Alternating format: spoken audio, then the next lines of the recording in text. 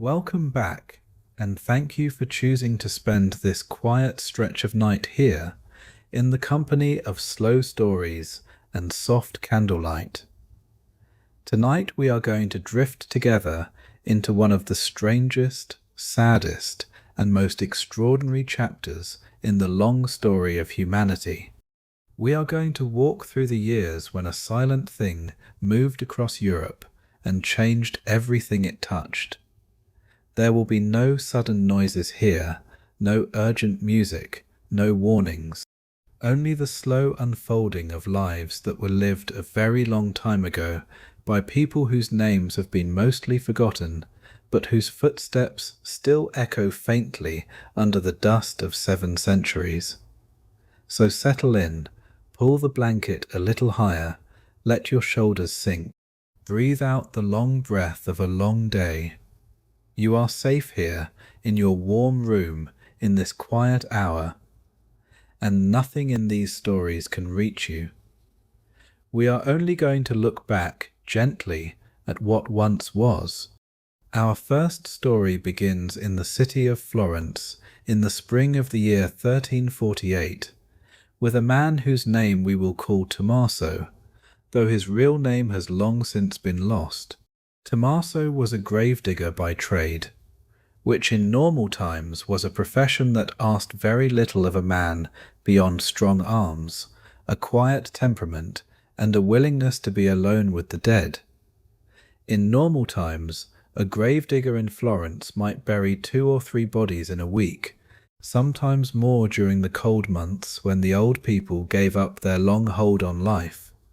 sometimes none at all during the warm months when even the dying lingered, sustained perhaps by the smell of jasmine drifting over the garden walls, or by the long hours of light that came through the open shutters in the late afternoon.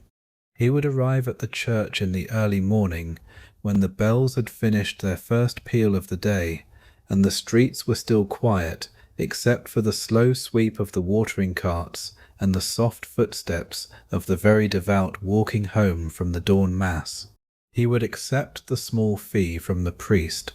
or the family, count the coins twice in his rough palm, and tuck them into the leather pouch he wore under his tunic against his skin, where the warmth of his own body kept them safe from pickpockets and from the damp. He would dig the grave to the proper depth, which was the depth of a man's chest, measured by the length of his own forearm held flat against the side of the trench 4 times. He would lower the wrapped body with the help of a single rope, looped under the shoulders and the knees, and he would do it slowly, because the weight of a body is a particular weight, heavier than wool sacks and softer than stone, and a body that drops too quickly is a body that has not been properly mourned.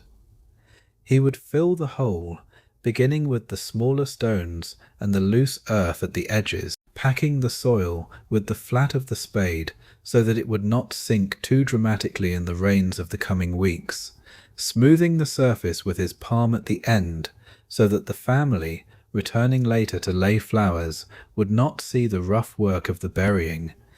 He would walk home before the bells rang for the midday meal. He would wash his hands in the basin by the door, in cold water with a sliver of pale soap that his wife made twice a year from rendered fat and wood ash, and he would scrub under his nails with a small wooden pick, because his wife had taught him long ago that the dead leave their dust everywhere, and that a clean man is a respectful man. He would eat bread and onions, and perhaps a little salted fish, sitting at the small wooden table where the afternoon sun came in through the single high window and made a slow yellow square on the floor. He would sleep without dreaming, or if he dreamed at all, the dreams were of small ordinary things, the price of barley at the market, the loose tile on the roof that needed fixing, the way his daughter had laughed that morning at the kitten chasing a moth around the doorway. That had been Tommaso's life for 19 years, ever since his father had taught him the trade and the proper way to read the soil for stones before driving the spade, the way you push the blade in shallow first to feel for resistance, the way you tilt the handle to bring up loose rock without straining your back,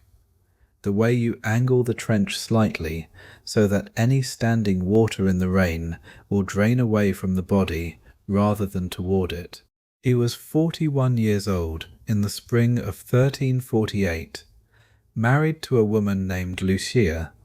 the father of 3 living children, and the owner of a small stone house on a narrow street behind the church of Santa Maria Novella.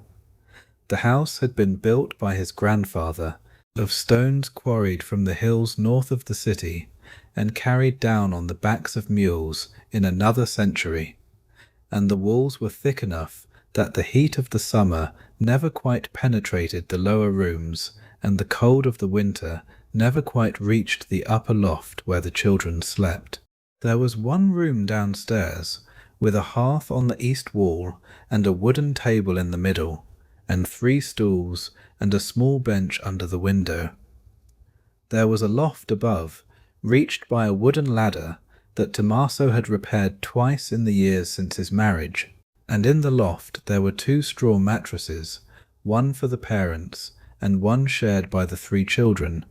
and a wooden chest at the foot of each that held the few clothes the family possessed. He kept 2 chickens in a wooden coop just outside the back door, a small grey hen and a larger red one, both of them past their best laying years, but still producing 1 or 2 eggs a week between them, which was enough for a small omelette on Sundays. He had a cat, a black female with a white patch on her chest, who slept on the warm stones of the hearth in the cold months and in the cool dirt of the courtyard in the warm months, and who hunted mice with a steady professional patience that Tommaso admired. He had a wooden bowl that his grandfather had carved from a single piece of olive wood, polished smooth by 3 generations of hands, and he ate his bread from it every evening, because the bowl had become a kind of friend, the way certain objects do when they have been with a family long enough. None of this is important to history. None of this would have ever been written down. Tommaso would have lived and died in obscurity, like millions of others, and the soil he turned would have closed over him just as it closed over the bodies he buried, and his grandchildren would have remembered him for perhaps 2 generations, and then he would have faded into the long general ancestry that is the lot of ordinary men. But in the spring of 1348, something arrived in the port of Pisa, and then in the markets of Florence, that would make Tommaso's small life suddenly and terribly important. It came in on ships from the east, though no one at the time knew exactly where it had begun. Some said it had come from a city called Caffa, on the shores of a sea so far away that most Florentines could not have pointed to it on a map, if maps had been a thing that common people consulted. Others said it had come from beyond Caffa, from places with strange names where the camels walked in long lines and the men wore robes of unknown cloth, where the sun rose differently and the stars at night were arranged in patterns that no Florentine sailor would have recognized. Still others, the more devout, said it had not come from any place at all, but had descended from above, an arrow of judgment loosed by a divine hand grown weary of the sins of the cities. What was certain was that the ships carried wool and spices and silk, and that somewhere in the dark hold of one of those ships, among the bales and the barrels, there were rats, and on the rats there were fleas, and in the fleas there was something so small that no human eye could have ever seen it, even if humans had thought to look. The first sign that something was wrong in Florence came not from the gravediggers, but from the merchants.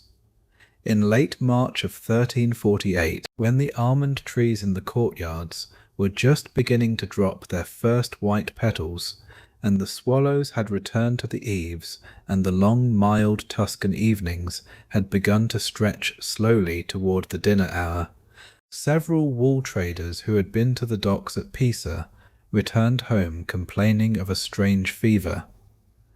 They went to bed expecting to sleep it off, the way one sleeps off a cold or a touch of bad wine, and their wives heated bricks at the hearth and wrapped them in cloth and slipped them under the bedclothes at the feet, and the men drank thin barley broth and pulled the wool blankets up to their chins and waited for the morning. But by morning the fever was worse, not better, and the men's foreheads burned hot enough to dry a cloth in the time it took to dip it and apply it. By the afternoon of the second day, dark swellings had appeared in the soft places of their bodies, under the arms, in the groin, along the sides of the neck just below the jaw. The swellings were the size of an almond at first, then the size of a walnut, then the size of a hen's egg, and they were hot to the touch and hard and exquisitely painful, so that the men cried out if a wife brushed against them while changing the bed linens. The skin around them turned a livid purple, then a deeper purple, then almost black, and from this black colour the disease would eventually take one of its many names, though the names would come later when there was time enough between the dying to invent words. By the third day, the merchants were vomiting blood. The vomit was dark, almost the colour of pitch, and it had a particular smell that none of the wives had ever encountered before. A smell that would attach itself permanently to the inside of the house, settling into the wool of the curtains and the fibres of the rugs and the porous surface of the wooden beams, so that even months later, when the house had been emptied and aired and scrubbed with vinegar, the smell would still be faintly there, like a memory that refused to fade. By the fourth day, most of them were dead. Tommaso first heard the news from a fishmonger in the market, a thick-armed woman named Bianca, who stood every morning behind a slab of cool stone where the night's catch was laid out on beds of damp seaweed, the silver bodies of the sardines pressed against the rosy flesh of the bream, the small octopuses with their delicate suckers folded against themselves like sleeping creatures. Bianca had heard the news from a baker, who had heard it from the wife of one of the dead merchants, who had come to the bakery to buy bread for the funeral, and had wept on the counter and told the baker more than she had meant to tell. The story passed from mouth to mouth through the narrow streets of Florence, the way the disease itself was passing, though no one yet understood the connection. People crossed themselves and said it was a punishment, or a passing affliction, or a foreign sickness that would not bother good Christians who attended Mass and kept the fasts and gave alms to the proper amount. The priest said one thing, the physician said another, and the old women who sat by their doorways in the afternoon sun with their spindles and their long memories said a third, which often involved certain unfortunate alignments of the stars and the necessity of hanging dried garlic above the doorways, and of avoiding certain foods, especially fish that had been left too long in the sun, and water that had been drawn from the wells nearest the city walls. Tommaso listened to all of it, and went home and ate his bread and slept, because he was a practical man, and there had always been sicknesses, and most of them passed. There had been a fever the summer he was 12 that had taken his younger brother and 3 children from the houses on his street, and there had been a flux the autumn his oldest daughter was born that had emptied a whole convent of nuns, and there had been a strange illness 10 years ago that had come and gone in a single month, and that no one ever fully named. The world was full of sicknesses. They came, and they took their few, and they went, And the people who remained planted their gardens, and shod their horses, and baked their bread, and continued. But this one did not pass. Within 2 weeks, the deaths had moved from the merchant quarter into the neighborhoods of the artisans, and from the artisans into the streets of the poor, and from the streets of the poor into the alleys behind the river where the dyers stretched their cloth and the tanners scraped their hides. Within 3 weeks, a man could walk down a single street in Florence and count 5 houses where someone had died, and the boards across the doorways of those houses were painted with crude white crosses to warn the living away, and the crosses dripped down the doors in the spring rains, leaving long pale streaks that looked, when you saw them from a distance at twilight, like tears. Within 4 weeks, the church bells were ringing so often for the dead that the city council, meeting in emergency session in the great hall of the Palazzo della Signoria, with the windows shuttered against the strange new air of the city, quietly ordered them to stop ringing at all, because the constant tolling was driving people to madness and was making it impossible for children to sleep, or for nursing mothers to nurse, or for the few remaining physicians to think clearly enough to do their work. Tommaso, who had buried perhaps 300 people in his 19 years as a gravedigger, found himself in the first week of April being asked to bury 11 people in a single day. He came home that evening unable to lift the wooden bowl to his lips, and Lucia had to hold it for him and tip the soup gently into his mouth, as though he were one of their own small children. By the second week of April, the number was 27. By the end of April, the number had become meaningless, because there were no longer enough hours in the day to dig that many proper graves, and there were no longer enough gravediggers in the city to keep up with the dying, because the gravediggers themselves were dying as quickly as anyone else,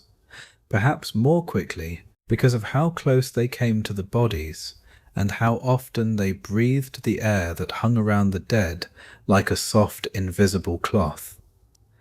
The trenches began at the edge of the city, just beyond the old walls, in fields that had previously been used for grazing sheep, and for growing the broad beans that the city's poor depended on through the winter. The sheep had been driven away or slaughtered and salted, and the bean shoots, only just beginning to push through the spring soil, had been trampled and forgotten. The trenches were long, longer than the eye could easily measure when you stood at one end and looked toward the other, and they were deep, deeper than a man could climb out of without help, and they were dug not by a single man with a spade, but by groups of 10 or 20 men working with whatever tools they could find. Ordinary garden spades and the heavy iron mattocks used for breaking new ground, and even, in a few cases, the curved blades that had been used in better times for harvesting wheat, repurposed now for an opposite kind of harvest. Tommaso joined one of these crews because the parish priest told him to, and because his wife Lucia had begun to weep quietly in the evenings, sitting at the kitchen table with her hands folded in her lap and her eyes fixed on the candle flame, and because she had taken to holding the children very close before they climbed the ladder to the loft each night, kissing each forehead 3 times, on the brow and on each cheek, and because Tommaso could think of nothing else to do that might keep his small family safe. The work was nothing like the work he had done for 19 years. There was no quiet morning, no ceremony, no single rope lowering a single body into a properly measured grave. There were no families standing at the edge of the trench in their best dark clothes, the women holding sprigs of rosemary or rue, the men with their hats clutched against their chests, the children quietly watching the strange ritual that meant their grandfather or their mother or their small brother had gone somewhere they would not come back from. There was instead a kind of slow, continuous arrival, hour after hour, day after day, of carts pulled by tired horses, or pushed by men whose faces were wrapped in rags torn from old shirts. The carts were of every description, the small two-wheeled handcarts that the greengrocers used in the market, the larger four-wheeled wagons that the wine merchants used to bring barrels in from the country, the donkey carts that the laundresses used to deliver clean linen, all of them now repurposed for the carrying of bodies. The bodies were not always wrapped. Sometimes they were, in linen or in old cloaks, or in the curtains taken from the bed of the deceased, but often they were not, because there had been no one left in the household to wrap them, or because the linen had run out, or because the household itself was being emptied so quickly, 3 and 4 members in a single day, that there was no time for the proper preparations, and the bodies were simply lifted and carried out and laid on the cart in the same night clothes they had died in, sometimes still warm. Tommaso and the other gravediggers would shovel a layer of earth over the bodies, perhaps a foot of soil, just enough to cover them and to keep the dogs and the crows away through the night. And then more bodies would arrive on the next cart, and they would shovel more earth, and then more bodies, and then more earth, building up the trench in alternating layers like the strangest kind of cake, until the trench was full, and a new trench had to be dug a short distance away. He worked until his hands bled inside the leather wrappings he had begun to tie around them. The blisters had risen on the first day, the size of pearls, and had burst on the second day, and had reformed on the third day under the broken skin, and had burst again, and after a week or so his hands had become 2 raw red things that he could barely close around the handle of the spade in the morning, until he had soaked them in warm water for several minutes and worked them slowly open. He worked until his back was a single long bar of pain that did not ease even when he lay down at night, that woke him from his shallow, exhausted sleep when he tried to turn over,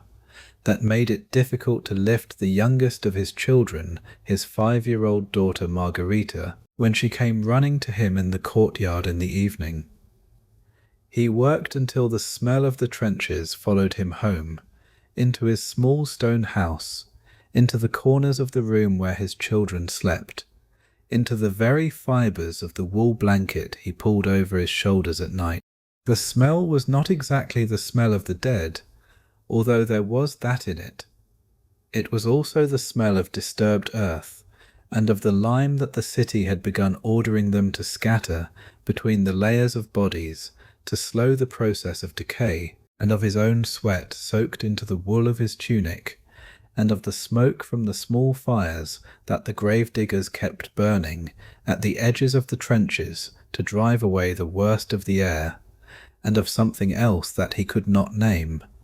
a sweetness underneath everything, like rotten fruit or like flowers left too long in stagnant water. Lucia stopped lighting the cooking fire in the evening because she said the smoke made the smell worse, that it stirred whatever was in his clothes and pulled it out into the room. She fed him bread and cold cheese and water, and a little oil drizzled over the bread when there was oil, and she sat across from him at the small wooden table and watched him eat. And she did not speak, because there was nothing left to say. The cat had stopped coming inside. She slept now in the small lean-to behind the chicken coop, and she came to the back door only in the very early morning, when Lucia opened it to throw out the wash-water, and she would look up at Lucia for a long moment with her green eyes, and Lucia would set down a small saucer of milk, if there was milk, and the cat would drink it and then walk away, and the cat would not let anyone touch her. The chickens had stopped laying. The grey hen had died first, simply found one morning at the bottom of the coop, with her feet curled up under her. No obvious cause, no sign of struggle, and the red hen had stopped laying within a week of that, as though she had decided, in whatever way chickens decide, that there was no longer any point. The neighbours on the left had all died in a single week, an entire family of 7, a father who had been a stonecutter, a mother who had taken in washing, and 5 children of various ages, and the house had been boarded up by the parish, and a white cross had been painted on the door, and the door had been padlocked, and the key had been thrown into the river. The neighbours on the right had fled to the countryside, taking with them only what they could carry on a single donkey, taking the older mother who could barely walk and seating her on top of the bundles, taking a few clothes and a few cooking pots and a small wooden box that probably held coins. And Tommaso had watched them go from his doorway, leaning against the frame with his arms crossed over his chest, and he had not waved, because there was no longer enough strength in his arms to lift them, and because he had not known what gesture would have meant anything to either of them in that moment. The donkey had made the small clopping sound that donkeys make on cobblestones, and the family had not looked back,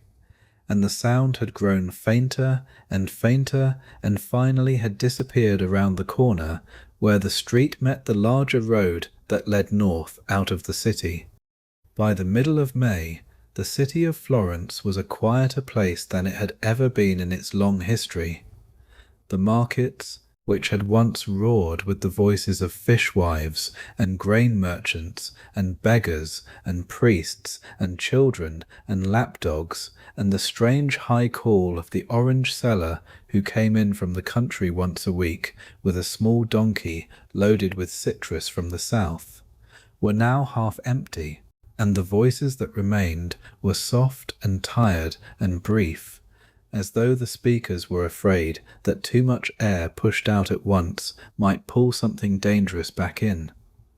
The bell towers, which had been silenced by order of the council, stood like dark fingers against the spring sky, and the absence of their ringing was a peculiar thing,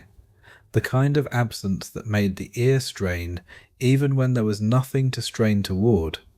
the kind of absence that altered the entire sound of the city, so that small sounds became large, the bark of a single dog, the closing of a single shutter, the distant cry of a single seagull come up the river from the coast. The fountains, which had always been gathering places for women drawing water, and children splashing their feet in the basins, and old men sitting on the stone surrounds, and arguing about whether the wine of this year was thinner than the wine of last year, were now visited briefly and silently by people who did not meet each other's eyes, who came with their jars and filled them quickly and walked away, who no longer let their children play in the water because of a rumour that had begun somewhere that the water itself was bad, that the disease was in the water, although the priests said this was nonsense, and that the disease was in the air, and the physicians said it was in the stars, and the old women said it was in the cats,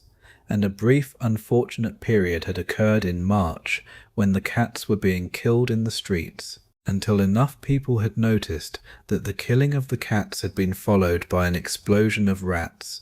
and the cats that remained had been allowed quietly to live. The dogs, which had once trotted through the streets in companionable packs, the small short-legged terriers that the bakers kept for the rats in their flour, and the elegant long-snouted hounds that the wealthy had imported from France, and the rough yellow mongrels that lived nowhere and everywhere, were now wild and hungry, because so many of their owners had died that there was no one left to feed them, and they had begun to do things in the trenches at night that Tommaso did not allow himself to think about, although he heard the sounds when he could not sleep, the distant scratching and snuffling, and the occasional sharp yip of a contested prize. And he knew, although he tried not to know, and in the mornings the gravediggers would sometimes have to retrieve and rebury, and they did not speak of it among themselves, and they shovelled the new earth on top in silence, and they drank a little extra wine in the evenings, if any wine could be found. Tommaso continued to dig. He dug because the priest told him to dig, and because the city paid him a small wage that was now 10 times what it had been in March, because there were so few gravediggers left alive that the price of the work had risen with the corpses. The cruel mathematics of supply and demand that no one had taught him at the small parish school where he had learned his letters, but that he understood now in the marrow of his bones. He dug because his wife and his 3 children were still alive, and because as long as he could bring home bread they would continue to be alive, at least for another day. He dug because if he stopped digging he would have to think, and thinking was the most dangerous thing a man could do in the spring of 1348 in the city of Florence. He had developed over those weeks a rhythm with the spade that was almost a kind of music, a long 4-beat measure of effort and rest, the blade going in, the blade coming up, the soil arcing over his shoulder, the brief pause as the blade descended again, and this rhythm had become the only thing that held him together. When he could not hear the rhythm, when something interrupted it, the arrival of a cart, or the calling out of his name, or the falling of a cloud over the sun, his thoughts would rush back in like water through a broken dike, and he would have to stop and rest his hands on the spade and breathe slowly until the rhythm could resume. One evening in late May, he came home to find that the oldest of his 3 children, a boy of 11 named Pietro, had a fever. The weather that day had been warm and very still. The kind of late spring day that in another year would have meant lemonade in the garden and a long lazy afternoon in the shade of the fig tree, but that this year felt only oppressive, as though the still air were holding something in. Lucia met him at the door, and he saw her face before she had time to compose it, and he knew. She had put the boy to bed in the small loft above the main room, and she met Tommaso at the door, with her face wet and her hands shaking, and she could not at first speak. She had been brushing flour from her hands, although there was no flour she could have been working with, and she went on brushing them long after they were clean, a small repeated motion of distress that she did not seem to be aware of. She did not have to say anything. Tommaso climbed the wooden ladder to the loft, the same ladder he had repaired twice in 15 years of marriage, the ladder he had carried Pietro up on his shoulder when the boy was 3, and refused to climb himself, the ladder that creaked on the 4th rung in a particular way that the family used to joke about as the household clock. He climbed it now slowly, 1 rung at a time, and at the top he had to bend his head under the low beam, and he came into the loft and he sat down on the straw mattress beside his son. The 2 younger children, Margherita and a middle boy named Jacopo, who was 8, were on the other mattress watching with wide, silent eyes. Tommaso put his hand on Pietro's forehead, and he felt the heat that he had felt now on so many hundreds of foreheads, the heat that no cold cloth could ease, the heat that meant the disease was already inside, that the small invisible thing had taken hold somewhere deep where no physician could reach it. Pietro looked up at him with bright wet eyes and tried to smile, the way he had tried to smile when he was 4 and had fallen from the apple tree in the courtyard and broken his wrist, brave and apologetic at once. Tommaso smiled back. He stayed in the loft for many hours until the candle burned down and the room was dark except for the faint blue light of the moon coming through the small window, the window that looked east over the rooftops toward the river. Pietro slept fitfully, waking sometimes to ask for water, sometimes simply opening his eyes and looking at his father and closing them again. Tommaso did not sleep. He listened to the breathing of his 3 children, the rapid, shallow breathing of Pietro and the slower, deeper breathing of the other 2, and he watched the small square of moonlight move slowly across the floor as the night turned, and he tried to pray, but the words of the prayers slipped out of his mind the way water slips through cupped hands, and so he simply sat. In the morning he climbed down the ladder, the 4th rung creaking, and he kissed his wife, who had not slept either, and who was sitting at the small table with her hands folded around a cup of cold water she had not drunk. And he kissed his 2 younger children who came down behind him, and who were still well. And he went out into the streets and dug graves all day, because there was nothing else for him to do, and because the trenches needed to be filled before the bodies began to pile up at the edges of the city. When he came home that evening, Pietro was dead. He had died in the late afternoon, Lucia told him in a voice that had gone strangely calm, while she had been sitting beside him, reading from the small wooden-covered book of saints' lives that had been her dowry. He had asked for water, and she had given it to him, and he had drunk a little, and he had closed his eyes, and his breathing had grown slower, and then stopped. She had been reading the life of St. Catherine when it happened, the part where Catherine, very young, refuses to renounce her faith before the emperor. Lucia had read it many times. She did not finish reading it that afternoon. The 2 younger children were also sick now. Margherita had begun to complain of pain under her arm in the middle of the day,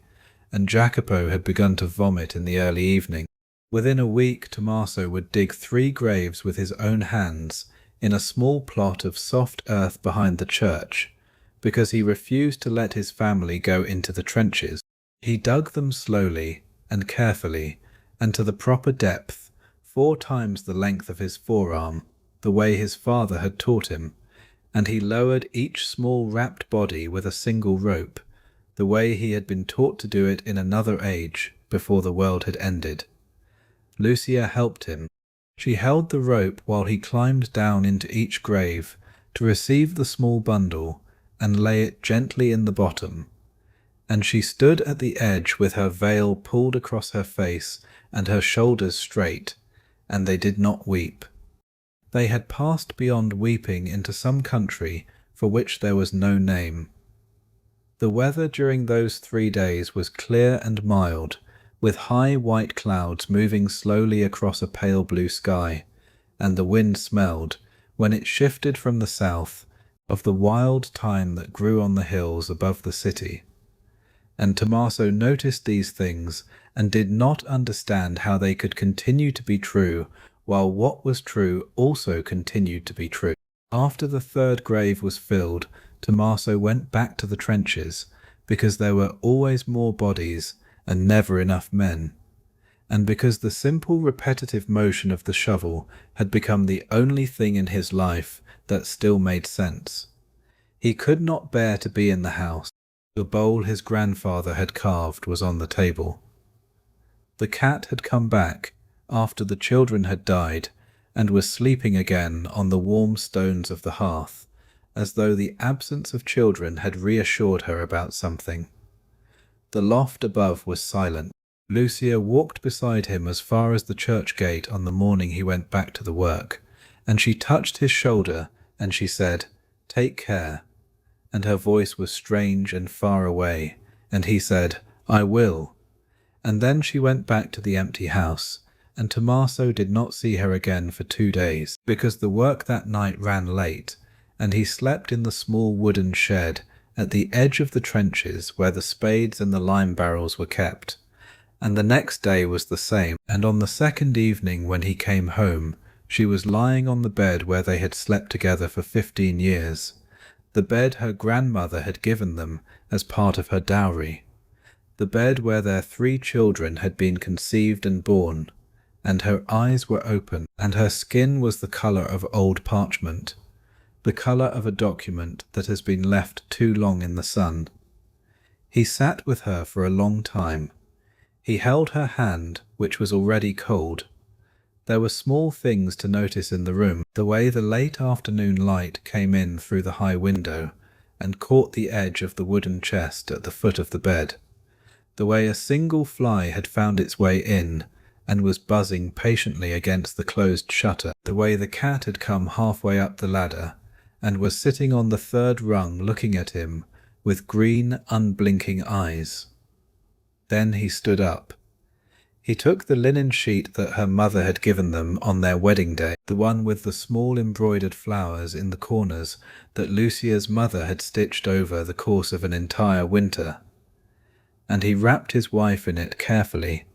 folding the corners over her face the way one closes a letter, and he carried her downstairs and out into the street and through the empty market, where his footsteps echoed strangely against the closed shutters of the stalls, and across the long fields where the spring grass was already growing tall and beginning to set seed, and he laid her in the same plot behind the church where his children lay,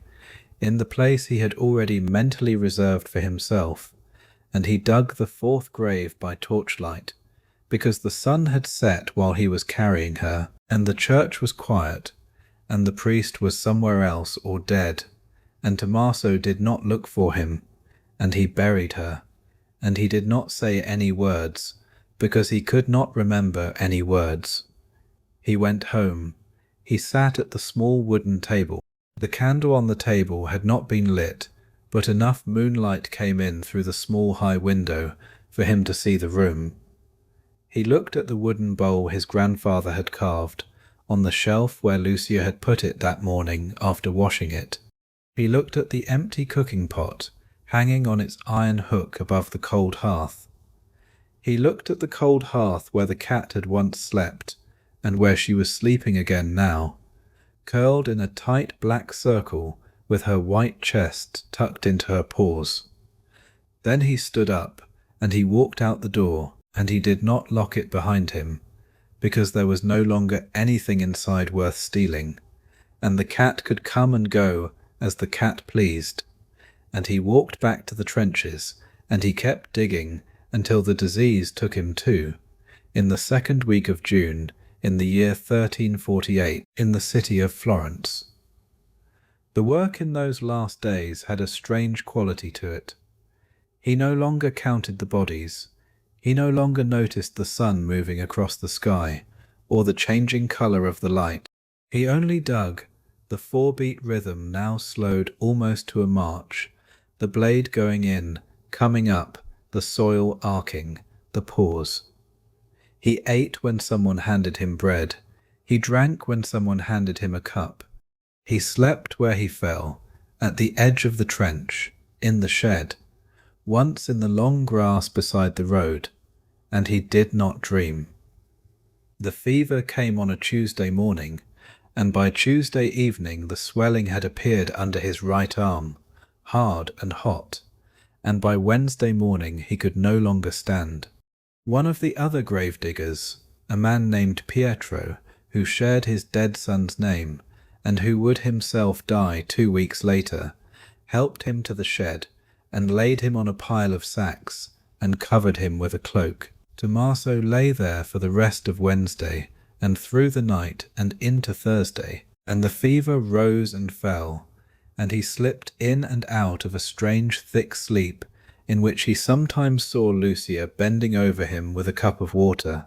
and sometimes saw his mother, who had been dead for 20 years, sitting at the foot of the bed with her hands folded in her lap. He died on Thursday afternoon, in the heat of the day, when the cicadas in the cypress trees outside the city walls were grinding out their long monotonous song, and the other gravediggers, the few that were left, came and lifted him without ceremony, and laid him in the same trench where he had been working that morning, and they covered him with a foot of earth, and they sprinkled lime, and they kept digging. He was buried in one of the trenches he had helped to dig. No one wrote his name down. No one carved a stone. The fields that held the trenches were eventually ploughed over, and grass grew, and then houses were built, and then more houses, and now 7 centuries later, there is a small piazza there with a fountain and several cafes, and people sit at the cafes in the warm afternoons and drink coffee and laugh, and they do not know that they are sitting above Tommaso,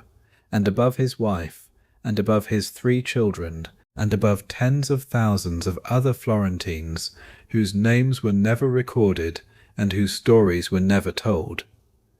This is how it was. This is how it ended for one man, in one city, in one season, in a year when the whole world seemed to be ending at once. And this is only the beginning of what we know about the years when the great dying came to Europe. Because there were many cities like Florence, and there were many men like Tommaso, and the disease did not stop at the walls of any city or the borders of any kingdom, but moved slowly and patiently from town to town, from valley to valley, from country to country, taking its time, taking everything. It took perhaps 1 in 3 people who lived in Europe in those years. It took perhaps 1 in 2 in some places. It took entire villages, leaving behind only the wind moving through empty doorways and the bones of livestock that no one had been left alive to feed. It took the rich and the poor, the noble and the common, the holy and the wicked, with a perfect indifference that the survivors found more terrifying than the disease itself. Because if God could not be persuaded to spare the priests, what hope was there for anyone else? We will not stay in Florence. We will not linger over the trenches, or the empty markets, or the small piazza where people now drink their coffee. We will move on, gently, to another story, in another place, with another life that was lived and lost in those same long years. But before we go, let us hold for one more breath the memory of Tommaso the Gravedigger, who did his work because it was his work, and who buried his children with his own hands, and who lies now beneath a small fountain in a city that has long since forgotten him. May his rest be deep. May his sleep be quiet. May the soil be soft above him. And may we who live now in warm rooms with electric light and running water and medicines that he could not have imagined, remember that we walk every day above the bones of people who suffered more than we will ever know, and who carried us, without ever knowing they were doing it, all the way to this safe and quiet hour. Our second story begins not in a city, but on a long dusty road in the south of France, in the autumn of the year 1348, with a man whose name we will call Jean, though his real name is also lost to us. Jean was a physician, which in the 14th century was a profession that required many years of study, a knowledge of Latin, a familiarity with the writings of Galen and Avicenna and Hippocrates, and a certain calm temperament in the face of human suffering. He had studied at the University of Montpellier, which was at that time one of the great medical schools of Europe, a place where students came from as far away as Scotland and Sicily and the German lands to sit on hard wooden benches in stone-floored lecture halls and listen to masters in long, dark robes expound on the 4 humours and the proper interpretation of urines and the alignment of the planets with the various organs of the body. The lectures were given in Latin, and the masters spoke slowly, because so many of the students were not native speakers of the language, and the students wrote down what they could on small wax tablets that they erased and reused each evening, and the brighter students afterward transferred their notes to parchment in their own handwriting, building over the years a small library of their own that would travel with them when they left the university and began their practice. Jean had been one of the brighter students. He had kept his notes meticulously in a small even hand that his mother had once praised as resembling the hand of a monk,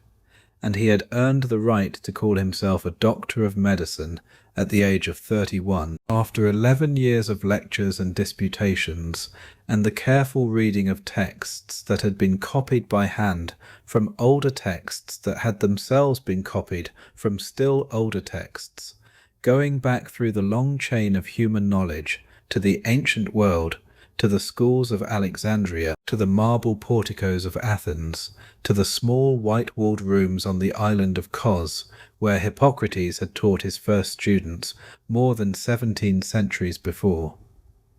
Jean was 46 years old, in the autumn of 1348. His hair, which had been very dark in his youth, had turned a uniform iron grey at the temples, and was beginning to recede slightly from the forehead, giving him the dignified appearance that physicians were expected to have. His beard, kept short and neatly trimmed, was streaked with white. His eyes were grey-green, the colour of olives in their middle ripening, and they had the slightly tired calmness that came from many years of looking at things that other men did not look at. The inside of mouths, the soles of feet, the long pale arms of women he was not married to, the open wounds of soldiers, the swollen bellies of pregnant peasants. He was a widower, his wife having died in childbirth 7 years earlier, in a long terrible night that he had not been able to do anything to prevent, despite all of his training and all of his books.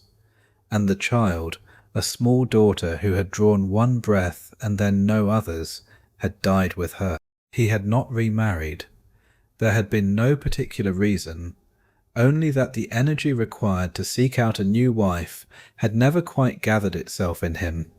and that his housekeeper Marguerite, a stout patient woman who had been with him for many years, kept his house and his clothes in good order, and that he had found, slowly and without ever quite naming it,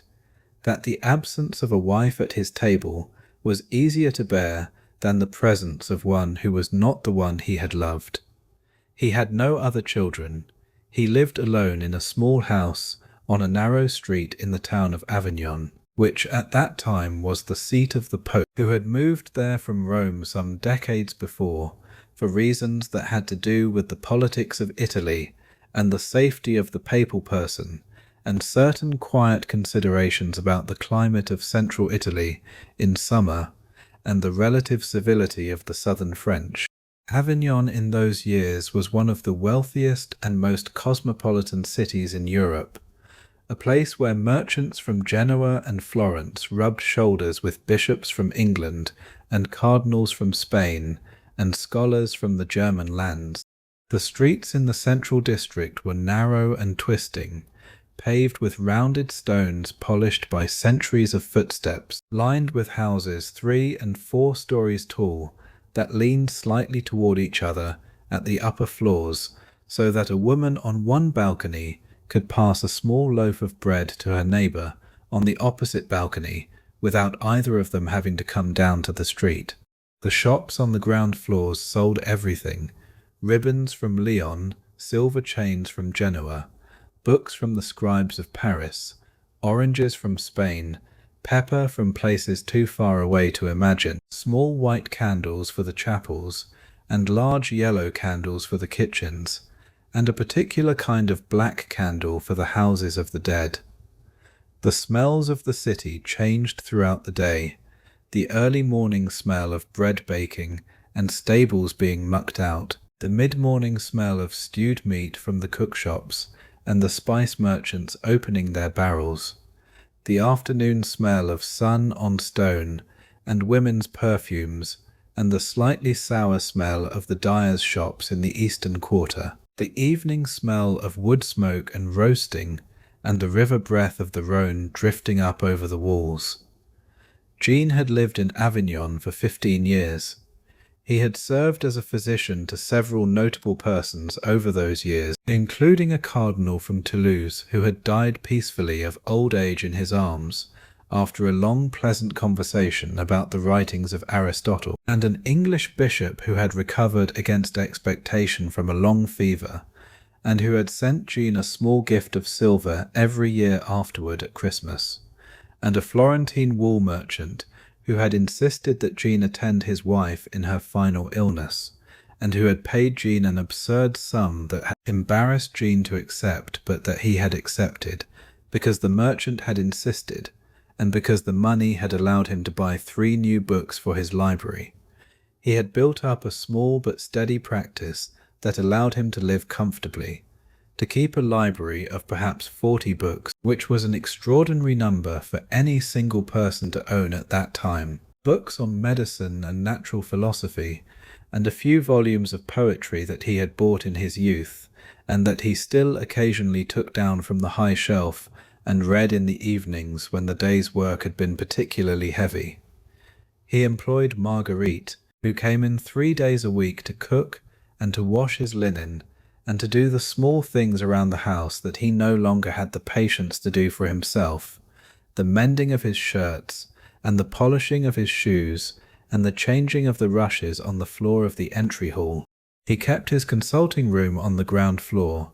a small square room with a window that looked out onto the street, and that had a wooden examining bench along one wall, and a desk along another, and a tall narrow cabinet that held the small instruments of his trade, the lancets and the cupping glasses, and the small mortar and pestle for grinding his own preparations.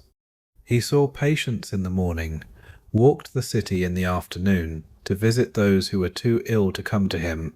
and read or wrote in the evenings, by candlelight, at the desk in his small library on the 2nd floor.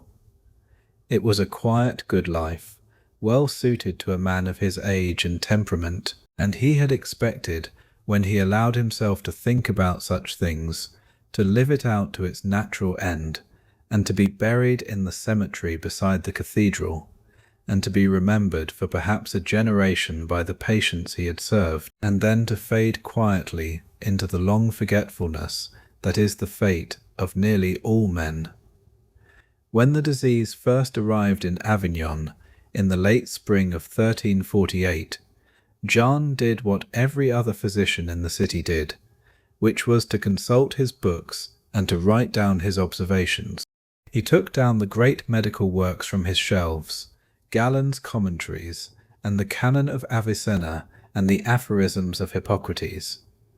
And he read late into the night, looking for some description of what he was seeing that might give him a name for it, and through the name some kind of handle by which to grasp it. He found nothing exactly matching. There were descriptions of plagues in the ancient texts, the plague of Athens that Thucydides had described, the plague of Justinian that the Byzantine writers had recorded, various smaller pestilences that had visited the medieval world in earlier centuries, but none of them quite fit. The swellings which the ancient authorities had described under the name of bubones, from which the disease would later take the name by which we know it today, were present in the older accounts but not always so prominent. The dark vomiting, the speed of the disease, the way it took hold within a single household, and emptied it within a week, these things did not appear in the texts in quite the same configuration. Jean wrote in his small leather-bound book that he kept on a shelf above his writing desk that what they were seeing in Avignon seemed to combine elements of several known pestilences with elements that he could not identify, and that until they could identify the cause, they could not hope to identify the cure. He noted the swellings, their size and colour, and the speed of their appearance. He noted the fever, the vomiting, the dark patches on the skin, the rapid progression from apparent health to death within 3 or 4 days, sometimes within hours, when the disease was at its worst. He noted that the disease seemed to spread from person to person, though no one could say exactly how, and that it seemed to favour the poor and the crowded over the rich and the secluded, though it did not spare the rich entirely. He noted that the standard treatments of the day, the bleedings and the purgings and the application of poultices made from herbs and crushed minerals, did not seem to help, and that in many cases they seemed to hasten the end. He noted these things in a careful, even hand, sitting at his desk in the evenings, the candle burning down beside him, his quill moving slowly across the page, and he sent copies of his observations to colleagues in Paris and in Bologna and in Salerno, and he received in return their own observations, which were very much like his, and which contained no greater insight or comfort than his own. By midsummer, 3 of his colleagues in Avignon had died, 2 from the disease itself, and 1 from grief and exhaustion after losing his entire family in the space of 9 days. The remaining physicians met once a week at the great hall of the Apothecaries' Guild, sitting on hard wooden benches and looking at each other with the strange shared exhaustion of men who had begun to understand that the knowledge they had spent their lives acquiring was not enough. The Pope had ordered that fires be kept burning continuously in his private chambers, because one of the physicians, a man named Guy de Chauliac, who would later write the most famous medical treatise of the age, had suggested that the heat might purify the air and ward off the contagion. Guy de Chauliac was a thoughtful man who would himself fall ill with the disease and would survive, becoming one of the few physicians of his generation to write a first-hand account of what it had been like to lie in the bed and feel the swellings rise and the fever take hold, and then, somehow, against all expectation, to recover. Jean was not invited to attend the Pope because he was not famous enough, but he applied the same advice to his own house and kept a fire burning in the hearth day and night, even when the summer heat made the small rooms almost unbearable, and Marguerite scolded him for the waste of firewood and the discomfort of trying to cook in a kitchen that was already at the temperature of a furnace. And Jean accepted the scolding and continued to burn the fire, because he was not so proud as a physician that he would not take whatever advice was on offer when he had nothing better of his own. He sent Marguerite away to her sister's village in the country with a small bag of silver coins and instructions not to return until he sent for her. She had wept when he told her. She had been in his house for 11 years. She had washed his shirts and cooked his dinners and made his bed and known where everything was, and she had said, with the dignity of long service, that she did not want to go, that her place was in his house, that her sister was a difficult woman who would not welcome her presence for long. Jean had said that her place was wherever he sent her, and that he was sending her to the country, and that he would send for her when it was safe to return. She had finally gone, on a morning in mid-June, carrying a small cloth-wrapped bundle and the silver coins sewn into a pouch at the inside of her belt, and she had not turned to look back as she walked down the street, because Jean had asked her not to. He had locked the door of his house. He had stood for a moment in the entry hall, listening to the sound of his own house empty around him, the particular silence of rooms that had been recently inhabited and were now only inhabited by him. He had walked to the kitchen and inventoried the food, which was enough for several weeks if he was careful. He had walked to the consulting room and laid out his instruments on the wooden bench, ready for whatever the next day would bring. He had walked up the stairs to the library and sat down at his desk, and he had taken up his quill, and he had begun to write the daily entry in his small leather-bound book, the date and the weather and the number of new cases he had seen that day. He continued, however, to visit his patients, because he had taken an oath at the University of Montpellier to do so, and because he believed with the quiet, stubborn faith of an educated man that knowledge was the only weapon he had, and that to abandon his patients would be to abandon the long chain of knowledge that stretched back through Galen to Hippocrates and beyond. It was around this time that he began to wear the costume for which his profession would later become famous, the full costume of the plague doctor, as it would come to be standardized in later centuries,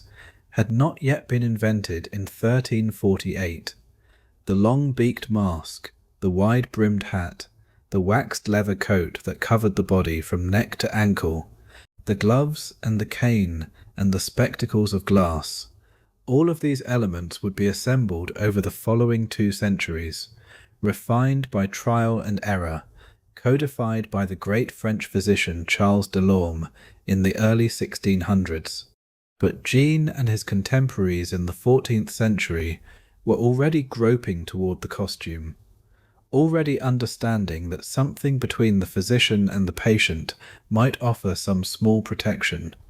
even if they could not say exactly what. Jean wore a heavy linen smock that he had soaked in vinegar and allowed to dry, because vinegar was believed to ward off the bad air that was thought to carry the disease. The vinegar gave the smock a sharp, acrid smell that he carried with him through the streets, and that he came to associate, by a strange reverse logic, with the smell of safety, so that years later, when he had occasion to smell strong vinegar, he would feel a small involuntary tightening in his chest. He wore a kerchief tied across his lower face, also soaked in vinegar, and a wide-brimmed hat to keep the air above his head from descending too directly onto his skin, and a pair of leather gloves that came halfway up his forearms, although these he removed when he had to actually touch a patient, because the gloves made fine work impossible. He carried a long wooden cane, almost as tall as he was, with a brass cap on the top that he polished every morning with a small cloth, and he used the cane to lift the bedclothes of his patients without touching them, and to point to the places on the body where the swellings could be seen, so that the family members standing in the doorway could understand his diagnosis without having to approach the bed. He carried a small leather satchel containing the things he believed might help. The satchel had been his since he was a young man newly graduated from Montpellier, a gift from his mother on the occasion of his receiving his doctorate, and the leather had darkened over the years to a deep brown that was almost black at the corners where his hand most often gripped it. Inside the satchel there were dried herbs in small linen pouches, lavender and rosemary and rue, which were thought to clean the air when crushed and held near the nose. There was a small vial of theriac, an ancient compound of more than 60 ingredients including opium and the dried flesh of a viper, which was believed to be a universal antidote against poison, and which Jean had purchased at considerable expense from an apothecary in Marseille, who claimed his particular preparation was the finest in the south. There was a sharp lancet for opening the swellings and allowing the dark matter inside to escape, which was the standard treatment of the day, and which Jean performed many times without ever being entirely sure that it helped. He had developed a technique for the opening, a quick, precise stroke at the base of the swelling with the lancet held at a particular angle, and the dark matter would come out, sometimes only a little, sometimes a great deal, and the patient would feel some relief and then often die anyway within the next day. There was a small wooden box of leeches, which he kept fed and alive in a glass jar of cool water that he changed daily, and which he applied to certain patients whose humours were judged to be out of balance. Although he had begun to suspect that the leeches did no good for this particular disease and might do some harm, there was a rosary made of dark wooden beads with a small silver crucifix, because Jean was a man of his time, and because he had come to believe that the prayers of the dying were sometimes the only medicine he could offer. He walked from house to house through the streets of Avignon, his long cane tapping against the stones, his vinegar-soaked smock damp under the autumn sun,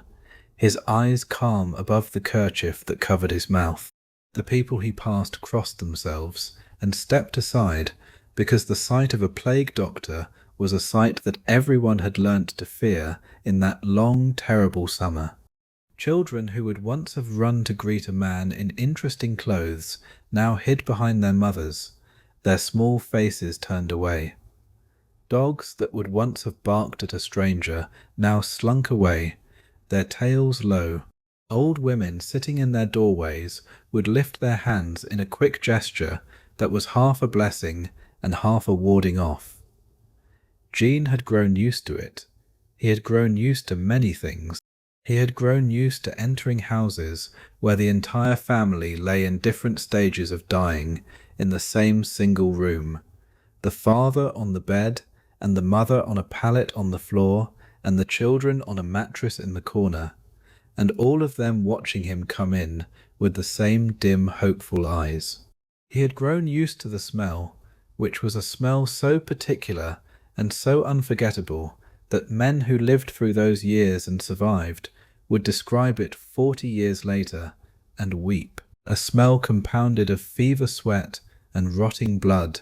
and the dark matter that came out of the swellings and the urine of patients who could no longer get up to relieve themselves, and the older, deeper smell of the houses themselves, the wood smoke and the cooking grease and the wool of the bedding, all of it cooked together in the closed, shuttered rooms where the families lay. He had grown used to the questions he could not answer. Will my child live? Will my wife live? Will I live? He had stopped saying yes, because too many of the people he had said yes to had been dead within hours.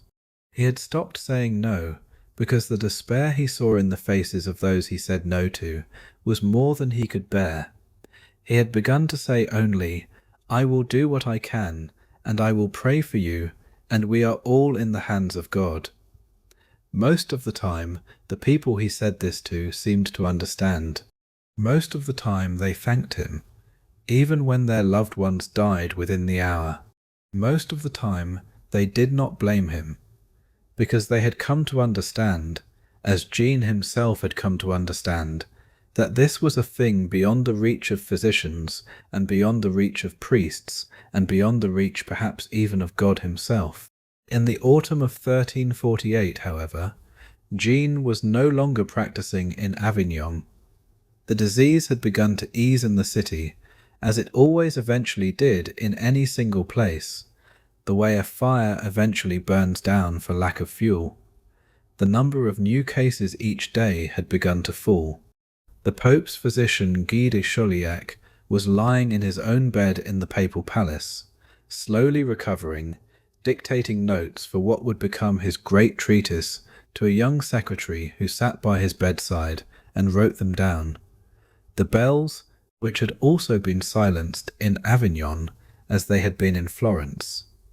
had begun cautiously to ring again, first only for the morning Angelus and then for the evening one as well, the soft single notes echoing off the empty streets and reminding the survivors that there had once been a world in which time was measured by such sounds.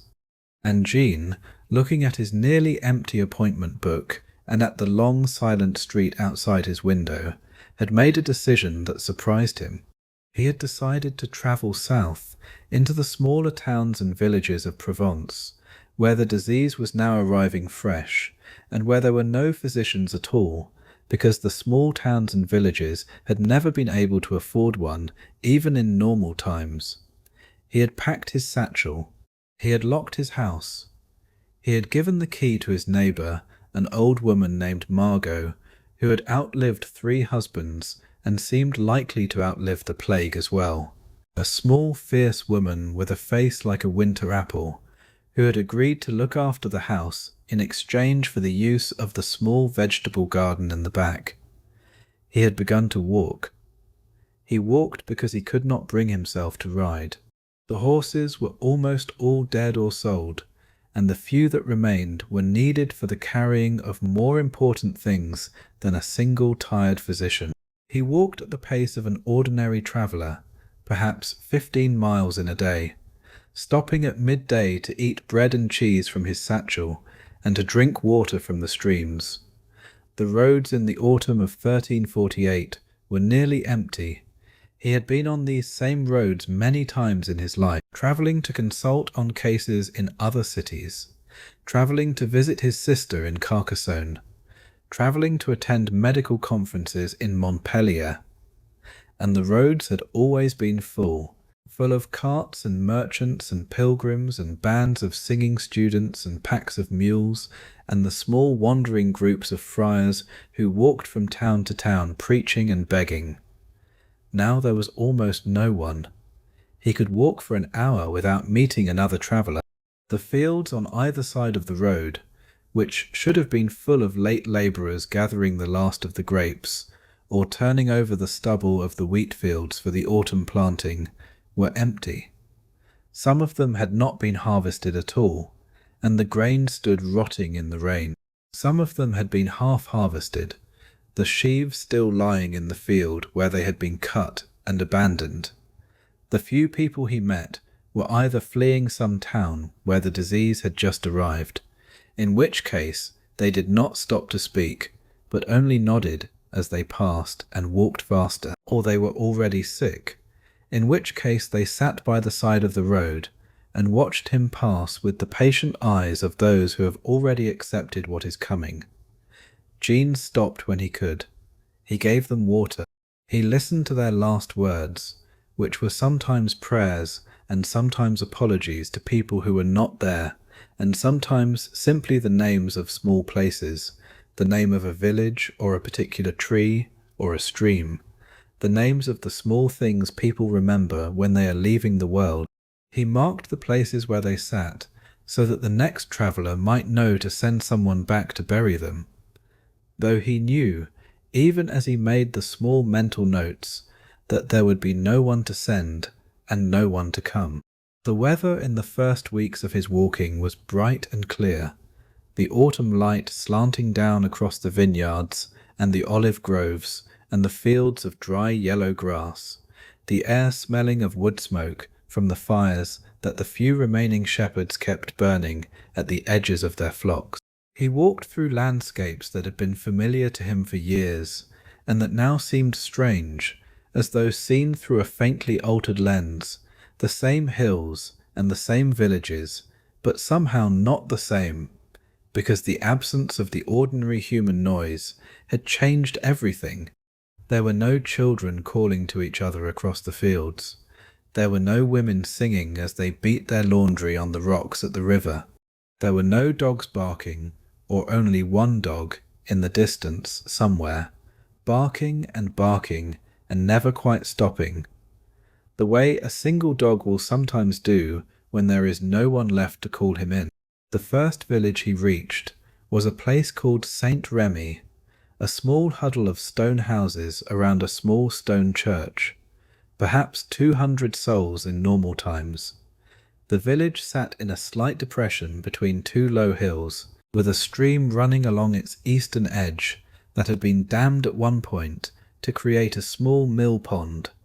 and beyond the village to the south stretched a wide flat plain of vineyards that had once supplied wine to half the towns of Provence. He approached the village from the north, walking down a long, slow slope of road through olive groves where the small grey-green leaves trembled in the afternoon breeze. And as he came closer, he saw that something was wrong, although he could not at first say what. It took him some moments to understand. There was no smoke rising from any of the chimneys. There were no figures moving in the small terraced gardens behind the houses. There were no children playing in the dust of the village square. He entered the village by the northern path, his footsteps loud on the small stones, his cane tapping. He came to the well in the square. The well was a circular thing of stone, with a small wooden bucket on a chain, and the bucket sat on the rim, dry as though someone had drawn water and then forgotten to take it home. He looked around. He found a single old man sitting on a bench outside the church, who watched Jean approach with no particular expression, and who eventually said, in a voice as dry as the autumn leaves, that there had been a sickness, that it had come a month ago with a traveller from Marseille, that of the 200 people who had lived in the village, perhaps 60 were still alive, and that of those 60, half were still sick. The old man's name was Henri. He was perhaps 70 years old, with a face that had been carved by sun and wind into a network of deep lines, and his hands lay folded in his lap with the patient stillness of someone who has decided that the work of his life is over, and that anything else that happens will simply happen. Jean asked if there was a physician. Henri laughed, a single short sound with no humour in it, and said that the nearest physician was in Avignon, 3 days' walk away, and that he had been written to many weeks ago and had not come. Jean did not say that he himself was a physician, and that he had come from Avignon, because it seemed both too much and too little to say. He only asked where he might find the sick. The old man pointed to a row of houses on the far side of the square. 3 small stone houses, standing in a row, with their doors slightly ajar, and the autumn wind moving through them. Jean walked across the square, his cane tapping on the cobblestones, his satchel heavy on his shoulder, and he entered the first house. There were 4 people inside.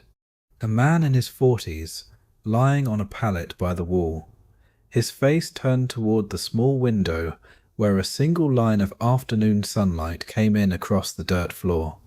A woman of similar age, lying on a pallet by the hearth, where the embers of a fire that had not been tended for some hours still glowed faintly.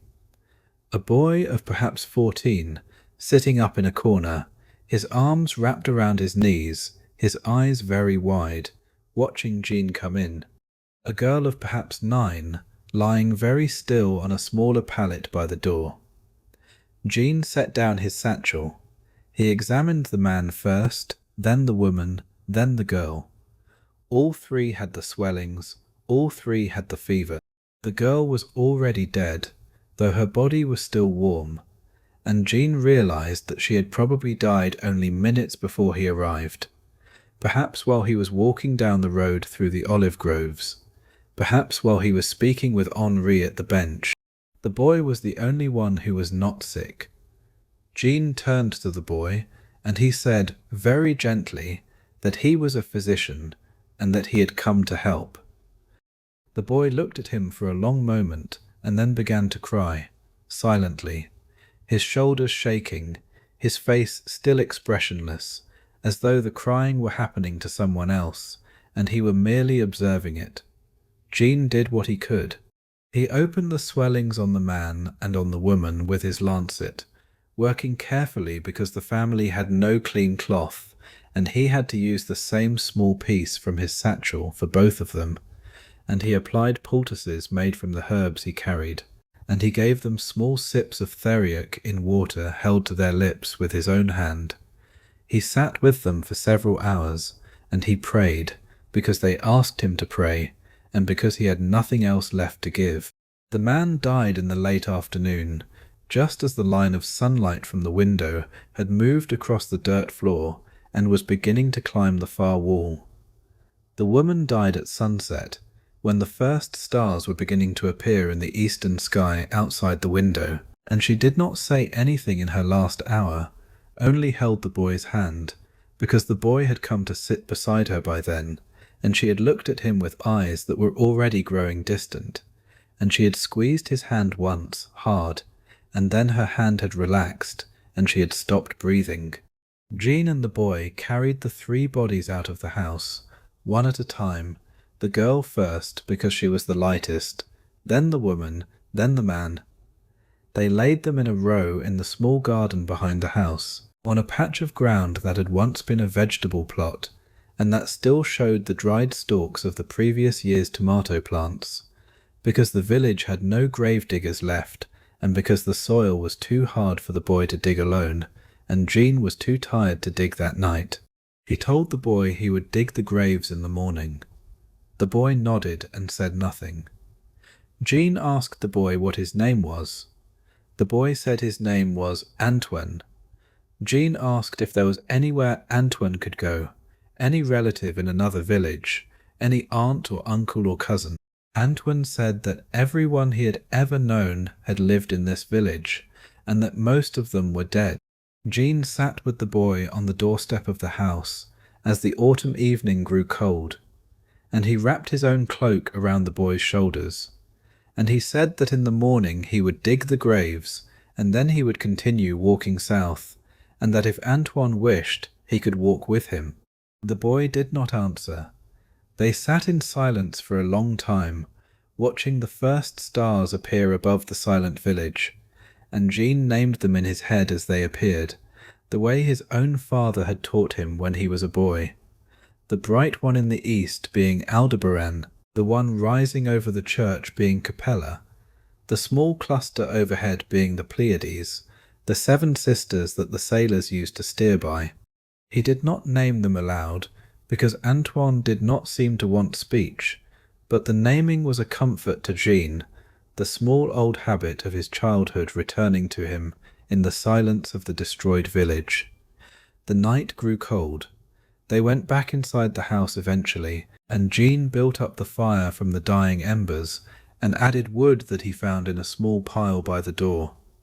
and they slept beside the fire on the floor. Antoine with the cloak still around his shoulders, and Jean wrapped in a blanket he had taken from one of the empty beds. In the morning, Jean dug the 3 graves.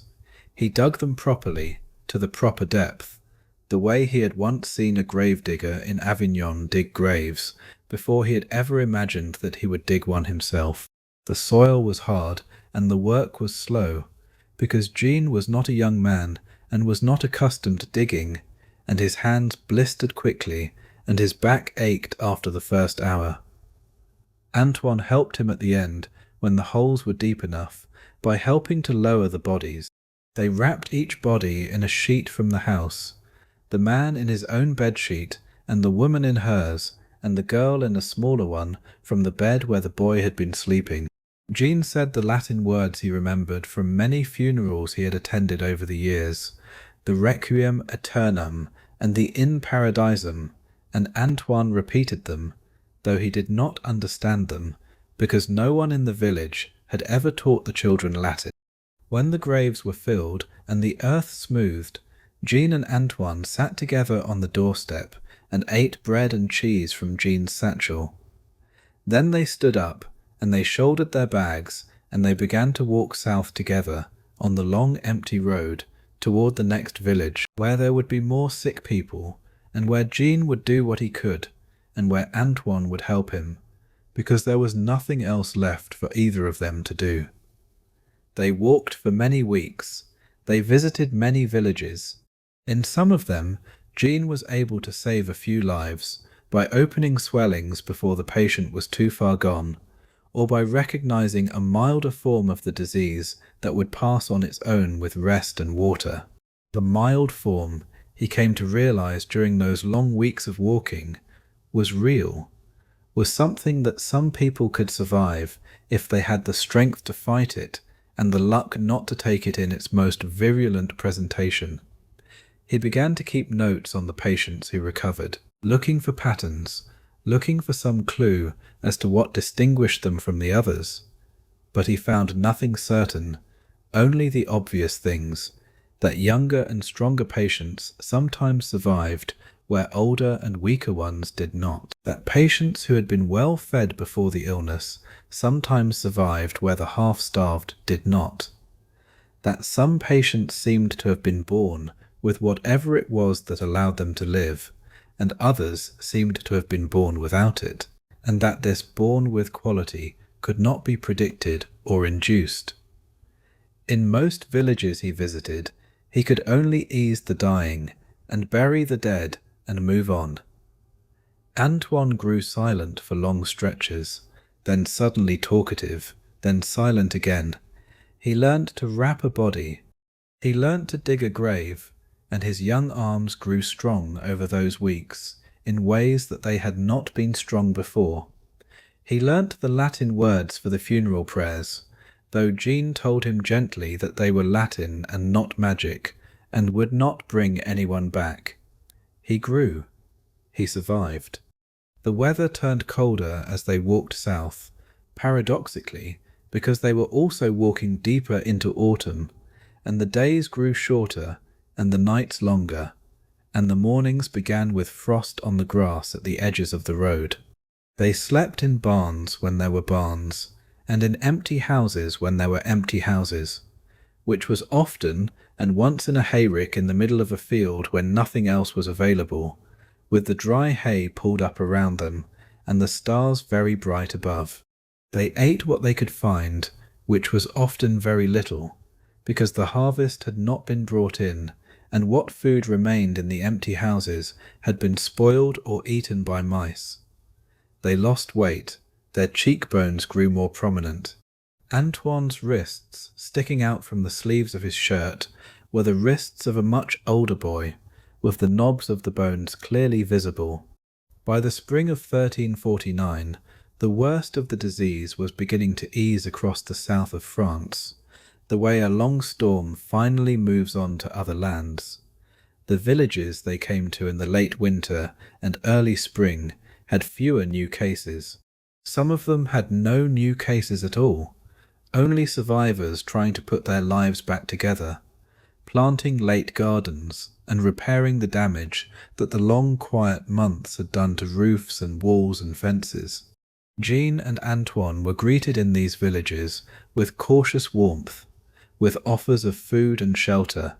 with questions about the wider world that Jean answered as best he could. They were beginning to be known, in a small way.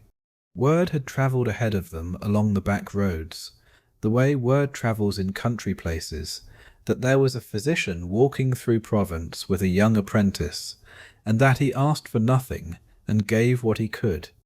People remembered Jean's name in the villages they had visited months before, and a few of them sent small gifts of food or coins along with travellers heading south, and these gifts sometimes reached Jean and sometimes did not. Jean and Antoine returned to Avignon in May.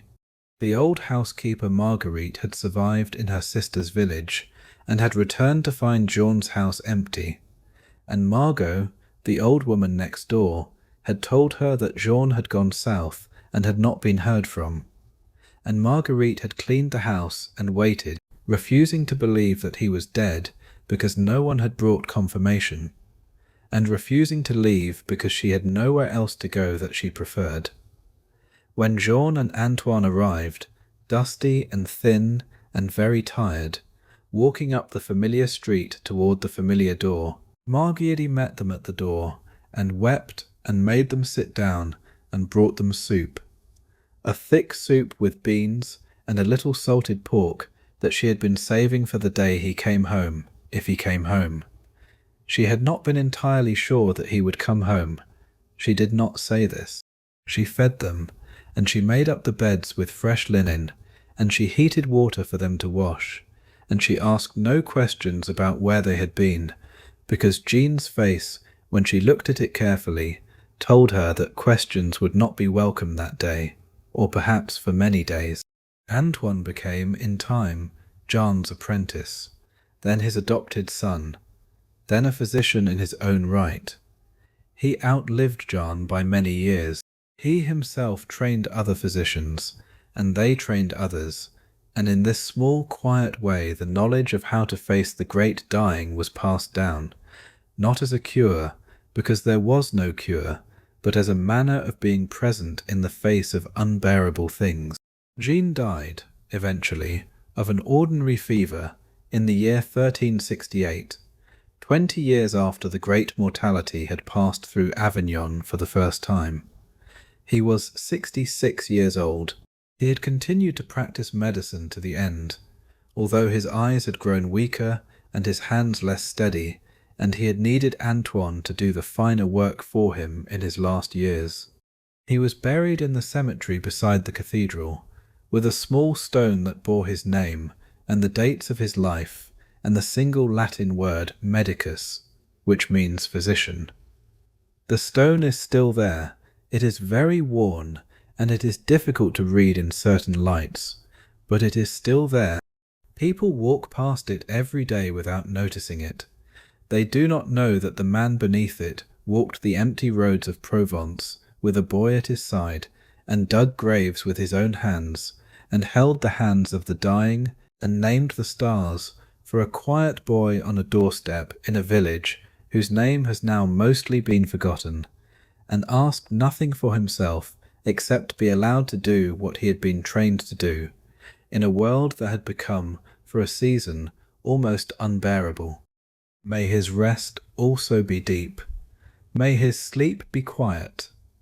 May the long road behind him be soft with the footsteps of those who walked it. And may we remember, as we drift now toward our own quiet rest, that there have always been people who walked toward the suffering rather than away from it, and that some of them came back, and some of them did not, and that the world is what it is now, in part because they tried. Our third story takes us north, into the cold flat lands of what we would now call Germany and the Low Countries, in the long winter that followed the Great Mortality. The disease had moved through those regions in the late summer and autumn of 1349, travelling slower than it had moved through Italy and France, perhaps because the colder weather had slowed the fleas, or perhaps simply because the distances were greater and the towns more scattered.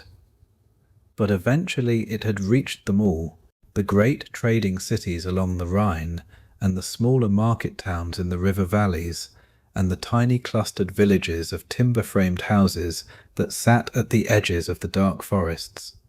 And it had left behind it the same emptiness it had left in Florence and in Avignon, the same boarded houses, the same silent markets, the same fields full of unburied bodies, and the smell that would not leave the wind. The northern landscape in those months was a landscape of grey skies and bare branches and frozen ruts in the roads, where carts had once passed and now did not. The crows, which had multiplied during the dying because there was so much for them to eat, were everywhere, large black birds with cold, intelligent eyes, sitting in long rows on the eaves of empty buildings and on the leafless branches of the elm trees that lined the country roads, and their calling was one of the few sounds that broke the long quiet of those northern winter mornings. But here, in the north, the survivors did something that the survivors in the south had not done in quite the same way. They began to walk. They walked in long lines, hundreds and sometimes thousands of them, men and women, young and old, rich and poor, all dressed alike in plain white robes that fell to their ankles, all carrying in their right hands a thing that history would remember them for. They carried whips. The whips were not the whips of common labour, or the whips used by drivers of carts. They were leather scourges, 3 or 4 strands joined at a wooden handle, and at the end of each strand was knotted a small iron point, or a fragment of bone, or sometimes a small lead pellet, pierced through with a bent nail, so that when the whip was swung over the shoulder and brought down across the back, it bit into the skin and drew blood. The whips were made by certain craftsmen in certain towns who had learnt the trade and passed it down, and there were standards for how the strands should be cut, and how they should be braided, and how the knots at the ends should be tied, because the Flagellants believed that the suffering had to be real, and not merely theatrical, and they paid for their whips with their own money, or with money the columns had collected from sympathetic donors in the towns they passed through. The men and women who walked in these long lines carried these whips because they had come to believe that the Great Mortality was a punishment from God for the sins of humanity, and that the only way to turn aside the wrath of God was to offer their own bodies as a sacrifice, to suffer voluntarily what God had been visiting upon them involuntarily, to show by their pain and their blood that they understood, that they were sorry, that they would do anything to make it stop. They were called the Flagellants, from the Latin word for whip, and they walked across Europe in the years immediately following the Great Mortality. And the story of who they were, and where they came from, and what eventually happened to them, is the story we are going to follow tonight, gently, as the night deepens around us. We will follow one of them in particular, a young man we will call Heinrich, who was perhaps 23 years old in the winter of 1349, and who joined a band of Flagellants in the city of Erfurt on a cold grey morning in late November, for reasons that he could not entirely have explained even to himself. Heinrich had been born in Erfurt, in a small wooden house on a narrow street in the artisans' quarter near the river Gera, the son of a weaver whose father had also been a weaver and whose grandfather had also been a weaver, going back at least 4 generations, all of them turning out the same particular kind of plain grey wool cloth that was sold in bolts to the merchants who came up the river from the larger cities of the north, who took it to be dyed and finished and resold elsewhere. The house had 2 rooms downstairs, the workshop with the loom along one wall, and a long table for cutting and measuring along the other, and the kitchen behind it where the family ate and sat in the evenings around the small iron stove. There was a single room upstairs reached by a ladder where the family slept on 2 straw mattresses, and where in winter the warmth from the stove below crept up between the floorboards and made the air just barely tolerable, although in the coldest weeks of January and February there were mornings when the water in the washing basin would have a skim of ice across it, and Heinrich's breath would hang in the air in front of his face as he came down the ladder to start the day's work. He had learnt the weaving from his father starting when he was 6 years old, sitting beside the loom and watching the long rhythmic movement of the shuttle and the heddle and the beater, then graduating to small tasks, sorting the wool into baskets by quality, winding the bobbins, sweeping up the lint that accumulated in soft grey drifts at the corners of the workshop floor. By the time he was 12, he had been allowed to weave small pieces himself, the easier ones, plain weave without patterns, and by the time he was 16 he was as good a weaver as his father, with the same steady patient rhythm and the same eye for catching errors before they became too long to easily unweave. He had loved the work, the slow regular movement of the shuttle, the soft thock of the beater driving the weft against the previous row, the way the cloth grew slowly upward from the warp like something alive, the way a piece of weaving that had taken him 3 weeks could be measured at the end and folded and stacked on the long table, ready to go to the merchant. All of this had given his life a shape that he had not known to be grateful for until later, when the shape was gone. He had been engaged to be married to a young woman named Greta, the daughter of a baker on the next street, whom he had known since they were both very small children, and whom he had loved with the slow accumulated love that comes from many years of knowing, rather than the sudden love that comes from a single moment of meeting. Greta had soft brown hair that she wore in 2 braids pinned around her head in the German fashion, and she had laughed easily,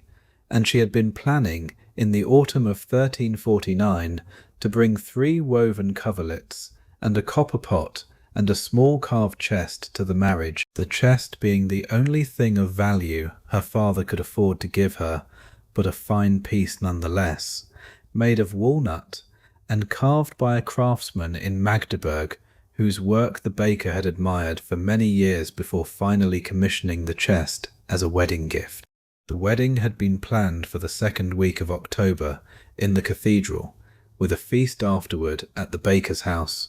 and Heinrich's mother had been baking small cakes for weeks and storing them in tins lined with clean linen against the day. Then the disease had come. It had come not in any dramatic way, not with a single dying merchant arriving from elsewhere, but quietly, in the way it had come to so many northern cities, no one being quite able to say afterward when it had first arrived. By the middle of September there were a few cases. By the end of September there were many, By the middle of October, the cathedral was being used for the laying out of the dead rather than for weddings, and Greta's father was dead, and her mother was dead, and the wedding had been postponed without any clear sense of when it might be rescheduled. By the end of October, Greta herself was dead, having fallen ill on a Tuesday morning while kneading bread in her father's empty bakery, and having died on a Friday evening while Heinrich sat beside her, holding her hand and being unable to do anything else. Her last words had been about the carved chest, which she had wanted Heinrich to keep, and which he had kept, and which now sat empty in the corner of the workshop downstairs, where she would never see it. Heinrich had buried Greta with his own hands in the cemetery behind the cathedral, in the late afternoon of an October day that had been bright and cold and very still, with the autumn leaves of the oak trees beside the cemetery wall glowing a brilliant red in the slanting western light, and he had thought, even as he was digging, that the day had no right to be so beautiful while he was doing what he was doing. He had lost his mother, his father, both of his sisters, and his betrothed, all within the space of 6 weeks in the autumn of 1349. The sisters had died first, the older one in the 2nd week of October, and the younger one 3 days later, and then his mother in the last days of October, and then his father in early November, and then Greta last of all, on a Friday evening in the middle of November, when the first snow had not yet fallen but the wind had begun to carry the smell of snow on it. He had been a weaver by trade, like his father before him, and his small workshop had stood quiet now for 2 months, the loom undisturbed, the half-finished bolt of grey wool still stretched across the warp, gathering dust. The thread on the bobbin had dried out and become brittle in the cold. The shuttle lay where his father had last set it down, in the small wooden tray beside the loom, and Heinrich had not been able to bring himself to pick it up. The workshop smelled of wool and lanolin and old smoke, the smells that had been the smells of his entire life, and the smells now felt unbearable, because they were the smells of a life that had ended without his having given permission. He had stopped eating regularly. He had a little bread in the morning when he could remember to eat, and a little cheese in the evening if there was cheese, and he drank water from the well at the corner of the street, and he had become very thin, and his face had grown pale, and his eyes had grown larger and darker in their sockets, so that people who had known him for years sometimes did not recognize him when they saw him in the street. He had stopped sleeping more than 2 or 3 hours at a time. He would lie down on the mattress in the loft, the same mattress where he had slept beside his sisters when they were all small children, and he would close his eyes, and he would fall into a thin, restless sleep for an hour or 2, and then he would wake suddenly with his heart pounding, and he would be unable to fall back asleep, and so he would climb down the ladder and put on his cloak and go out into the dark streets. He had taken to walking through the streets of Erfurt at all hours, sometimes for the whole length of the night, his feet finding their own way through the empty squares and the silent alleys,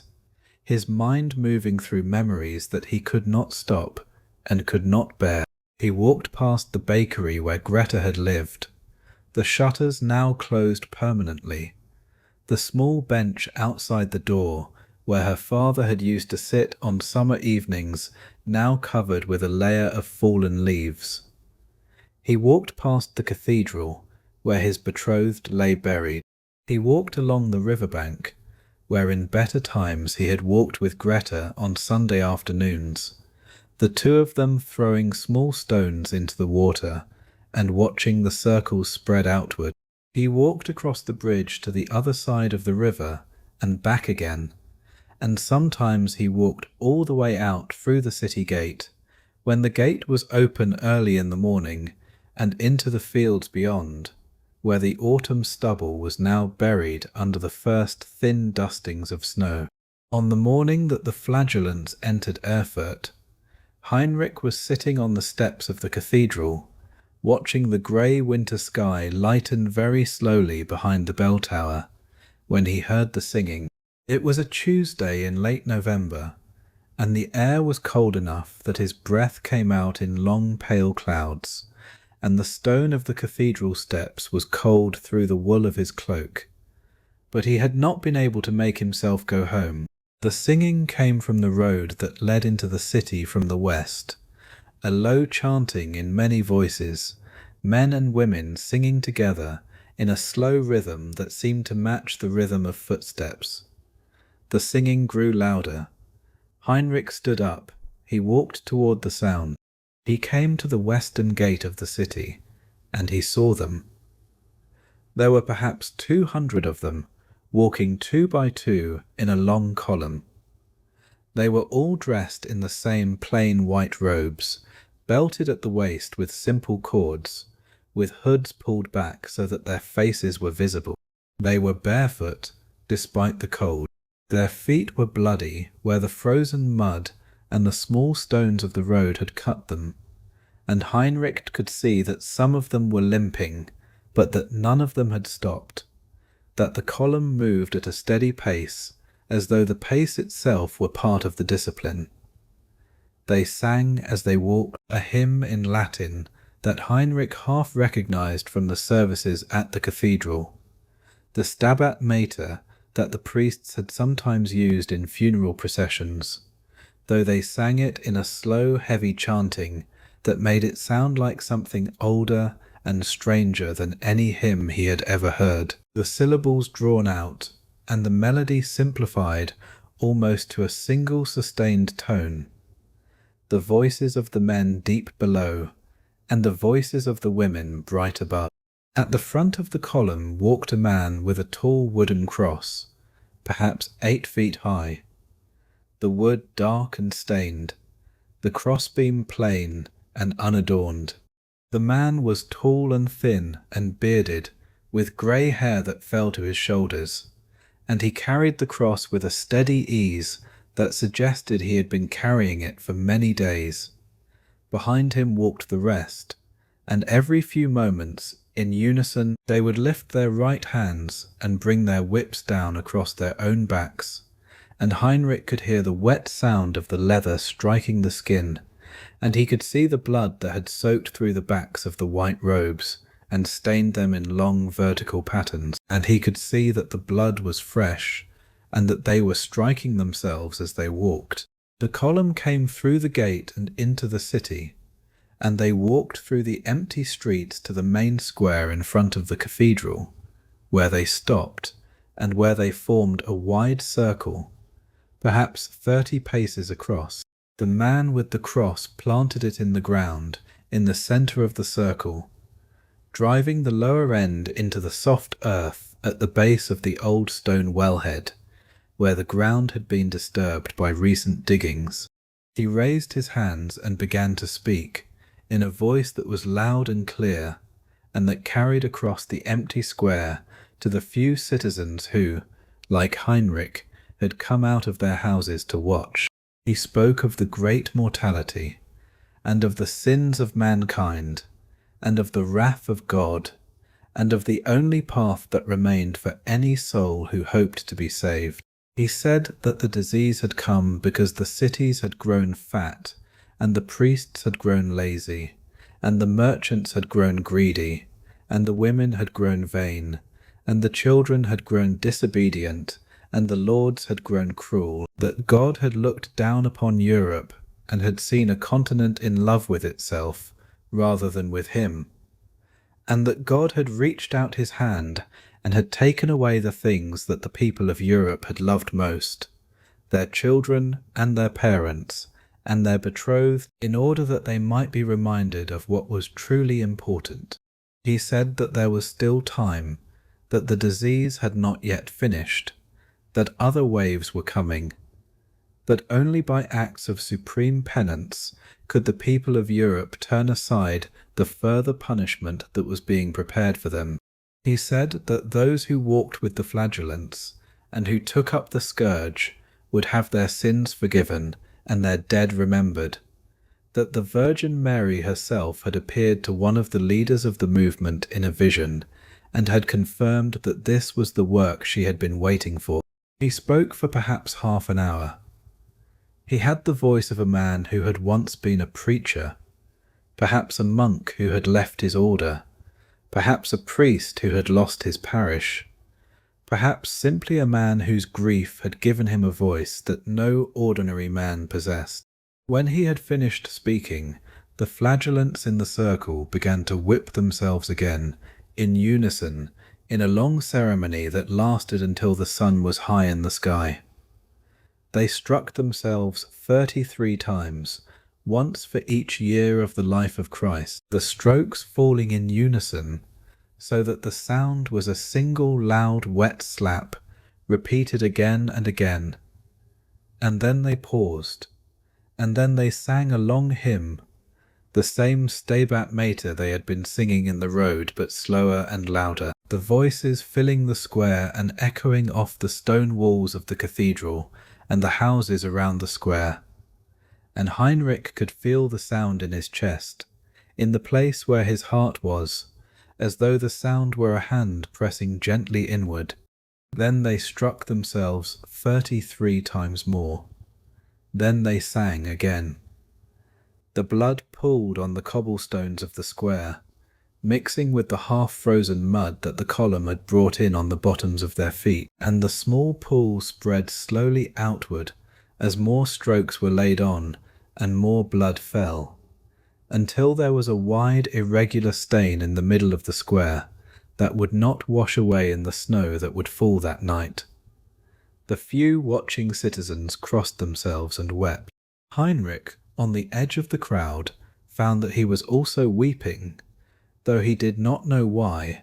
and that his right hand was clenched at his side as though it were holding a whip that was not yet there. He thought, in the strange clear way that one thinks at moments when one is about to do something significant, of his father at the loom, and of his mother at the kitchen table, and of his sisters laughing somewhere,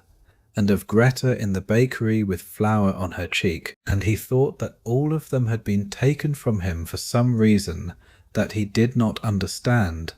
and that the men and women in the white robes seemed to understand.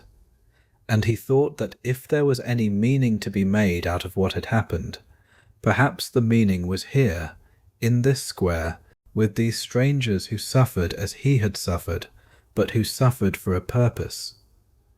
When the ceremony ended, the leader of the Flagellants called out that any soul who wished to join them was welcome. He said that the column was walking to the city of Magdeburg, and then to Lübeck, and then on through the cities of the north, that they were called by God, and that those who walked with them would have their sins forgiven and their dead remembered. Heinrich walked forward. He did not decide to walk forward. His feet simply carried him, the way they had been carrying him through the streets of Erfurt for 2 months. He came to the edge of the circle, and he knelt down on the cold stones. The leader looked at him with eyes that were very tired and very kind, dark eyes set deep in a thin face, the kind of eyes that had clearly cried many times,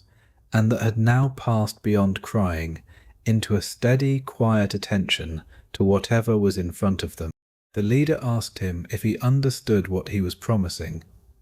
Heinrich said that he did.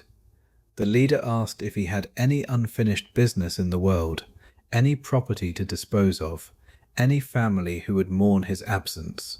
Heinrich said that he had none. The leader put his hand on Heinrich's head, the palm warm despite the cold air. And he said certain words in Latin that Heinrich did not entirely follow, words that included the names of the apostles and the name of the Virgin and the word for purification, and he handed Heinrich a white robe that had been folded in a small bundle behind him, and a leather scourge with iron points at the ends of its strands. Heinrich took the robe and the scourge. He went back to his small house, walking through the streets in a kind of slow dream, the bundle held against his chest. He took off his old clothes, the wool tunic his mother had made him the previous Christmas, and the leather belt his father had given him when he turned 18, and the boots that he had been wearing every day for 3 years and that were beginning to wear through at the heels. He folded each garment carefully and laid it on the bed where his mother and father had slept, smoothing each piece flat, the way Greta had once smoothed her sewing before putting it away. He put on the white robe. The cloth was rougher than he expected, a coarse linen that scratched against his skin, and the robe was slightly too long for him, the hem brushing the tops of his bare feet. He took up the scourge. The handle was wooden, worn smooth by the previous owner's hand, and the strands were stiff with old blood. He locked the door of his house. He gave the key to no one, because there was no one to give it to. He paused at the door for a long moment with the key in his hand, and he thought of going back inside and putting the key under the loom where his father had always kept the spare house key. But he did not, because that would have been a gesture toward a future return that he did not believe in, and instead he simply opened his hand and let the key drop into the dirty snow at his feet, and he walked away without looking back. He returned to the square. By the next morning the column was walking north, and Heinrich was walking with it. He walked for many months. He walked through cities he had never seen and would never see again, through villages whose names he never learned, through forests and across rivers and over low cold hills. The cities of the north passed by like beads on a long string, Magdeburg and Brunswick and Halberstadt and Quedlinburg and Goslar and Hildesheim, and the villages between them were too many to count, small clusters of timber-framed houses with thatched roofs and stone churches at the centres and graveyards behind the churches that had grown alarmingly in the previous months. He learnt the rhythm of the walking and the singing. He learnt to bring the scourge down across his back in the proper way, so that the iron points struck the flesh rather than the bone, so that the wounds were laid across the upper shoulders and the upper back, and not on the lower back where they might have damaged something important. The first few times had been terrible. The first stroke had bitten deeper than he had been prepared for, and his whole body had jerked involuntarily away from the blow, and the second stroke had landed crooked because of the jerk, and had wrapped around his side and torn the skin under his arm, and he had cried out and stumbled, and one of the older Flagellants walking beside him, a woman of perhaps 40 named Mathilde, had reached over and steadied him, and had murmured to him to breathe deeply and let the body accept the blow rather than fight it. He learned over the following days how to breathe through the strokes, how to let his shoulders go loose so that the whip could land cleanly, how to time his breath to the rhythm of the column. He learned that the wounds eventually scabbed over, and that the scabs were broken open again by the next day's whipping, and that the back of his white robe was now permanently stained a brown that no washing would lift. He learnt that there was a strange comfort in the pain, that the ache of the wounds across his shoulders distracted him from the ache in his chest, where his mother and his father and his sisters and his betrothed had once lived, that as long as his body was suffering in a known and ordered way, he did not have to suffer the unknown and disordered grief that had been crushing him for 2 months. He learned the songs. The Flagellants sang many songs, hymns in Latin and hymns in German, some of them old and some of them composed during the walking by men in the columns who had a gift for that kind of thing. And Heinrich's voice, which had been a pleasant baritone before he had stopped speaking to anyone, gradually came back to him, and he sang in the columns with a full open chest, the cold winter air sharp in his throat. He learned the prayers. He learned the long, slow rhythm of life in the column, where every day was the same as every other day, where there was no thinking, where there was only walking and singing and whipping and sleeping. He came to love the others in the column. They were of all kinds, weavers and farmers and priests and noblemen who had given up their estates, women whose husbands had died, men whose wives had died, children who had lost everyone. There was a man named Friedrich who had been a master smith in Erfurt, who walked beside Heinrich for many weeks, and who had a way of laughing quietly at small things, even in the middle of the suffering. The sight of a sparrow on a fence post, or a particular shape of cloud. There was a woman named Adelheid, perhaps 50, who had been the wife of a wool merchant, and who had lost her husband and 7 children, and who had a beautiful low singing voice, and who often led the column in the long hymns. There was a boy of perhaps 13 named Conrad, who had attached himself to the column outside Magdeburg, and whose origins no one knew, and whom the older Flagellants had taken under their care, making sure he ate when there was food, and that he slept warm when there was warmth to be had. They walked together, they ate together, when there was food, which was not always. The column had been collecting alms in the cities they passed through, and at first these had been generous, bread and cheese, and dried meat, and occasional barrels of beer or wine. But as the months went on, and the columns multiplied across Germany, the donations grew thinner, and by the late winter there were days when they walked without eating at all, and other days when they ate only a single handful of dry beans soaked overnight in cold water. They slept together in barns, and in the porches of churches,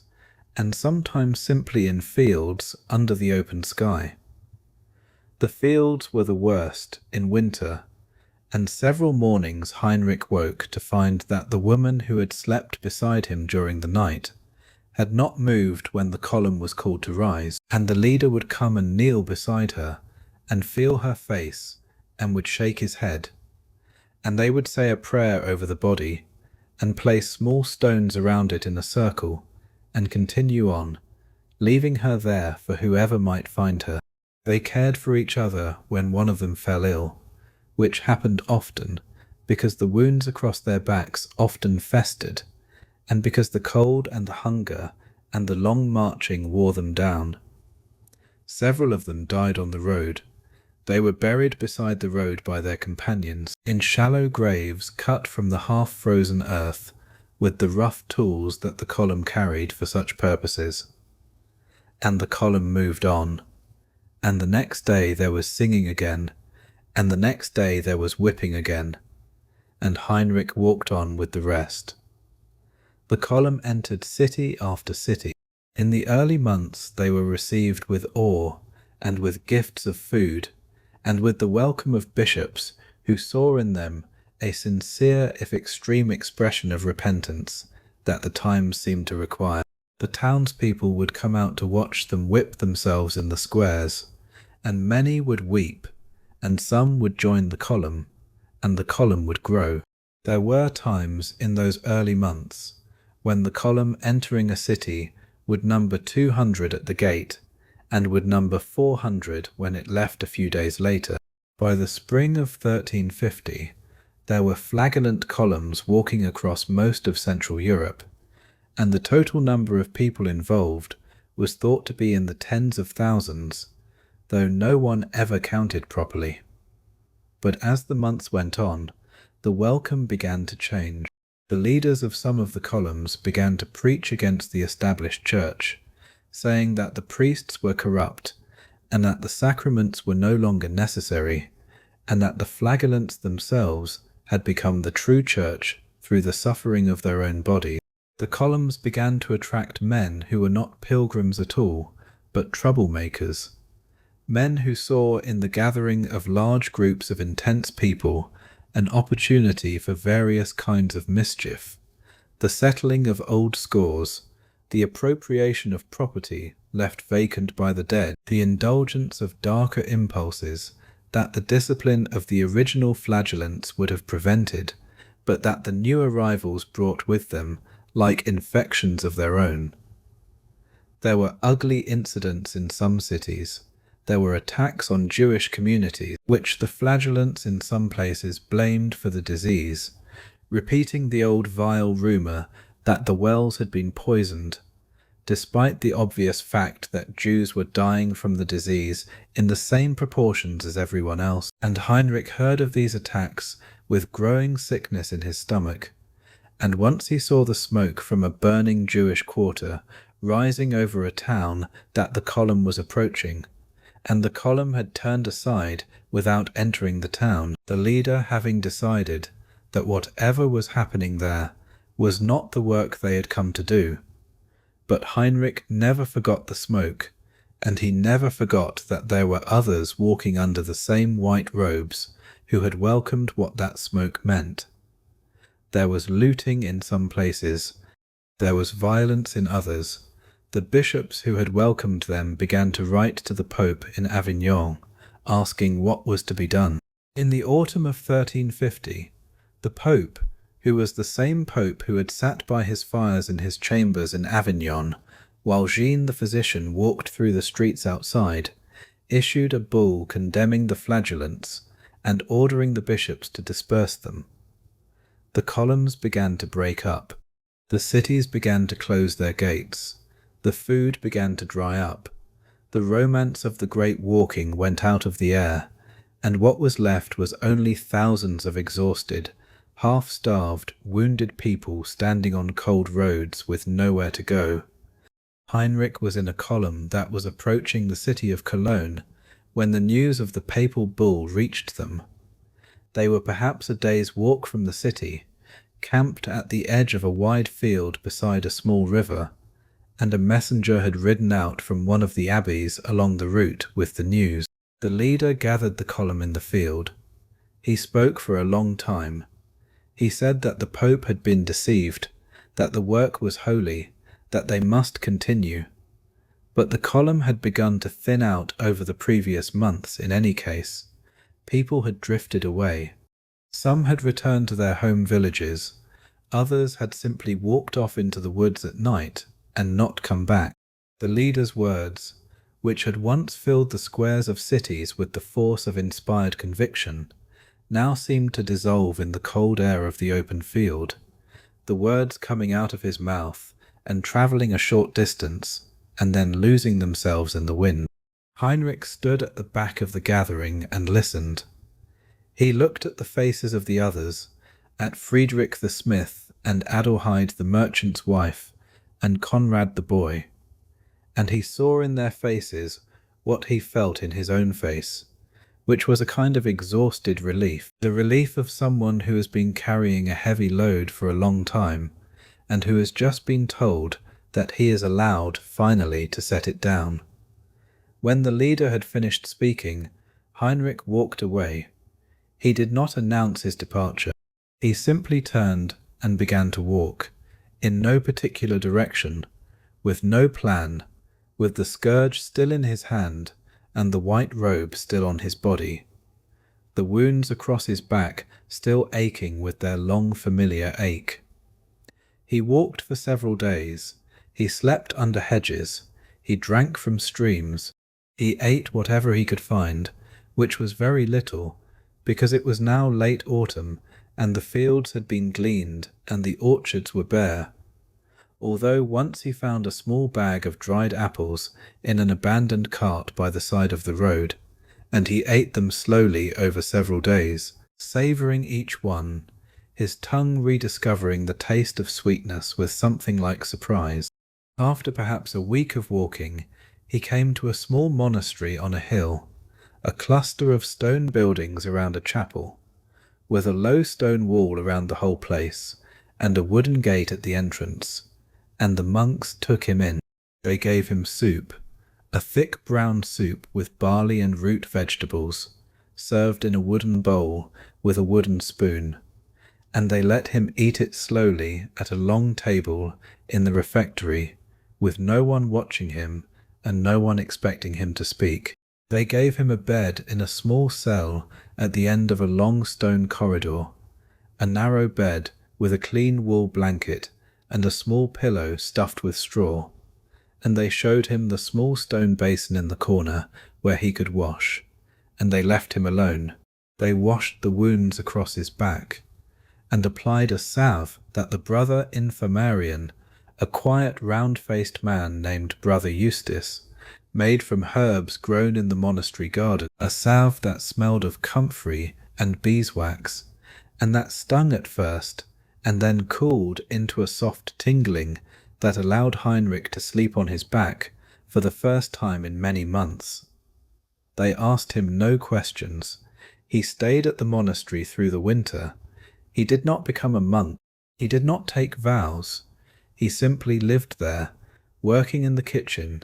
helping to peel onions and chop turnips and stir the great iron pots of soup that the cook prepared each day, and helping in the garden when the weather allowed, turning the cold winter soil and laying fresh straw over the herb beds against the worst of the frosts, and attending the services in the small chapel because it was easier than not attending. He spoke very little. The monks did not require him to speak. They went about their own routines around him, the matins at the dim hour before dawn, and the lauds at sunrise, and the prime and the terce, and the sext and the nun, and the vespers at evening, and the compline at the end of the day, the same hours that had been observed by Benedictine houses for 800 years, and Heinrich came to know the hours by the sound of the bell, and he came to find a kind of peace in the regularity of the bell, the way the day was carved up into pieces of manageable size by the regular sound. The wounds across his back healed slowly, leaving long white scars that he would carry for the rest of his life, scars that ran in parallel lines from his shoulders to his lower back, like the writing of some language that no one would ever read again. In the spring, when the snows had melted and the roads were passable again, he thanked the abbot, an old man named Father Anselm, whose hands shook slightly when he held the cup at Mass, but whose eyes were still very clear, and he walked back to Erfurt. The journey took him 3 weeks. He walked slowly because there was no longer any hurry, and he stopped often to look at things, the first wildflowers coming up at the edges of the road, the small green leaves unfurling on the willows along the streams, the lambs in the fields beside their thin, patient mothers. He had been gone for nearly a year and a half. His small house was still there, untouched, though the lock had rusted in the rain, and the door had to be forced open with his shoulder. The bolt of grey wool was still on the loom, more dust on it now, more dryness in the thread, but still there. He sat down at the loom, on the same low wooden stool where his father had sat for 30 years, and he ran his hands along the warp, feeling the old familiar tension of the threads, and after a few minutes he began to weave, the shuttle finding its old path through the warp, as though no time had passed, the beater driving the weft against the previous row, with the same soft thock he had heard since he was 6 years old. He wove for the rest of his life. He never married. He never had children. He had been changed by the long walking and the long pain in ways that did not allow him to take up an ordinary life again. But the weaving he could still do, and the weaving gave the days a shape that was bearable. He bought wool from the same merchants his father had bought from, who were now the sons of those merchants, and he sold the finished cloth to the same buyers, who were now the sons of those buyers. He attended Mass on Sundays at the cathedral. He ate alone in his small kitchen, cooking simple meals on the iron stove, soups and porridges, and the occasional small piece of fish from the river. He kept the carved walnut chest that had been meant for his wedding in the corner of the workshop, and over the years he filled it with the small things one accumulates in a long, quiet life. Letters from a distant cousin, a few books he had been given by the monks at the monastery when he had left, a small wooden figurine of the Virgin that he had bought from a peddler one Christmas. He died in the year 1371 in his small house at the age of 45 of an ordinary winter fever. He was buried in the churchyard in Erfurt,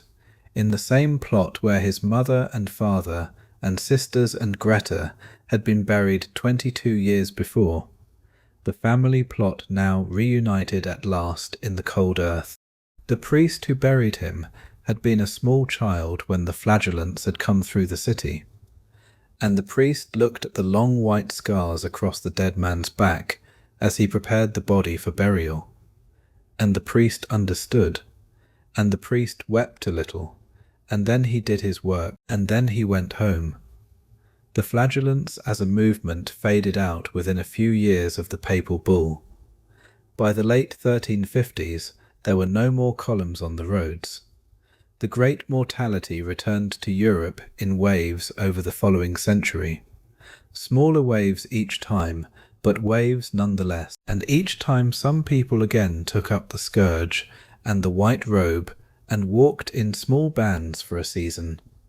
But it was never again the great moving thing it had been in those first years. The memory of it lingered, however, in the popular imagination, and it would linger for centuries, a strange and disturbing image of people trying, with the means they had, to make sense of a thing that could not be made sense of, to do something, anything, in the face of a disaster too large to comprehend. We will leave Heinrich now, in his small house in Erfurt, sitting at his loom, weaving slowly through the quiet afternoons of his remaining years, the shuttle moving back and forth,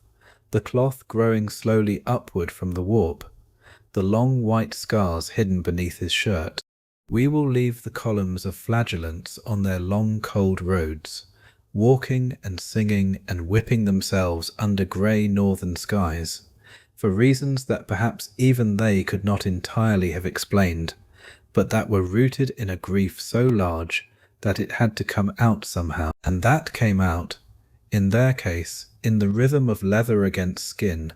and the rhythm of voices raised together in the same old hymn. May they rest now too. May the long roads behind them be quiet. May the scars across their backs be gentle in the soft earth. And may we, who carry our own quieter griefs into our own quieter rooms, remember that there have always been people who have done strange things in the face of unbearable times, and that the strangeness is sometimes the only honest answer. Our fourth and final story tonight takes us back south again, to the soft hills of Tuscany, to a small farmhouse outside the town of Siena in the year 1351. The great mortality had passed through Siena 3 years earlier, in the same long summer that had emptied the streets of Florence. It had taken, by some careful estimates made later, 3/4 of the population of the city, which had been one of the great cities of Italy, a rival of Florence in wealth and ambition, the home of brilliant painters and skilled bankers, and proud old families whose names had been carved into the lintels of their palaces for 2 and 3 centuries. Before the mortality, Siena had been a city of perhaps 50,000 people, with broad public squares paved in herringbone brick, with the great fan-shaped Piazza del Campo, where the citizens gathered for festivals, and where the famous horse race had been run for as long as anyone could remember, with workshops where the gold-ground panels of religious paintings were prepared, and where the panels themselves were painted by masters whose works are still studied today, with banking houses that lent money to kings and to popes, and that had agents in Bruges and in London and in Constantinople. The wealthy families had built tall, narrow tower houses of brick, sometimes 70 or 80 feet high, packed close together in the older quarters, so that from a distance the city looked like a forest of brick stalks rising from the hilltop. The cathedral, with its bands of black and white marble, sat at the highest point of the city and looked out over the surrounding countryside in every direction. And from the steps of the cathedral, on a clear day, one could see all the way to Monte Amiata in the south, and to the mountains beyond Florence in the north. After the mortality, Siena had never been quite the same. Construction on the great new cathedral that the city had been building, which had been intended to surpass even the Cathedral of Florence in size and grandeur, had been abandoned, because there were no longer enough masons alive to continue the work, and because the workshops that had been preparing the cut stone had emptied, and because the city treasury, which had been depleted by the disorder of the previous years, and by the loss of tax revenue from so many dead citizens, no longer had the funds to pay for new work, even if the workers had been available. The half-built walls would stand for centuries afterward as a quiet monument to what the city had lost, and they stand still today, and you can walk among them if you ever visit Siena, and you can put your hand on the warm Tuscan stone and feel the silence of all the work that was never finished, the carvings that were never carved, the windows that were never glazed, the saints that were never painted. Our story tonight is not, however, about cathedrals or cities. It is about a woman whose name we will call Caterina, though her real name has of course also been lost, because no one writes down the names of women who live on small farms in the hills outside small Italian cities. Caterina was 34 years old in the year 1351. She lived alone on the farm that had belonged to her husband's family for 4 generations. The farm sat on the southern slope of a low hill, about an hour's walk from the city walls of Siena, in a small valley that opened out toward the southwest, so that the afternoon sun fell on the house and the courtyard for many hours each day during the warm months, and even in the winter the southern exposure gave the place a kind of mildness that the farms on the northern slopes did not have. The farmhouse itself was a long, low building of pale yellow stone,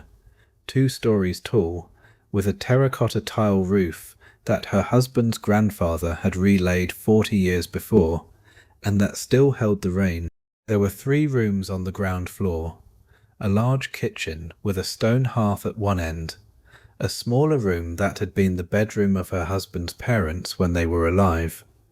and a long room that had served sometimes as a workroom and sometimes as a place to store grain in winter. Upstairs there were 2 bedrooms reached by a stone staircase that curved against the eastern wall,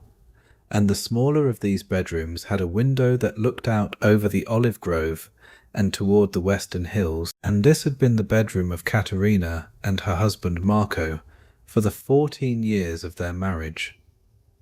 The kitchen was the heart of the house. The hearth was wide enough to roast a small lamb on a spit, although Caterina had not roasted a lamb in many years, and the iron crane that swung over the fire still held the same large copper pot that Marco's mother had used, and that Marco's grandmother had used before her. The floor was paved with old red tiles that had been polished to a soft sheen by generations of footsteps. There was a long wooden table in the middle of the room,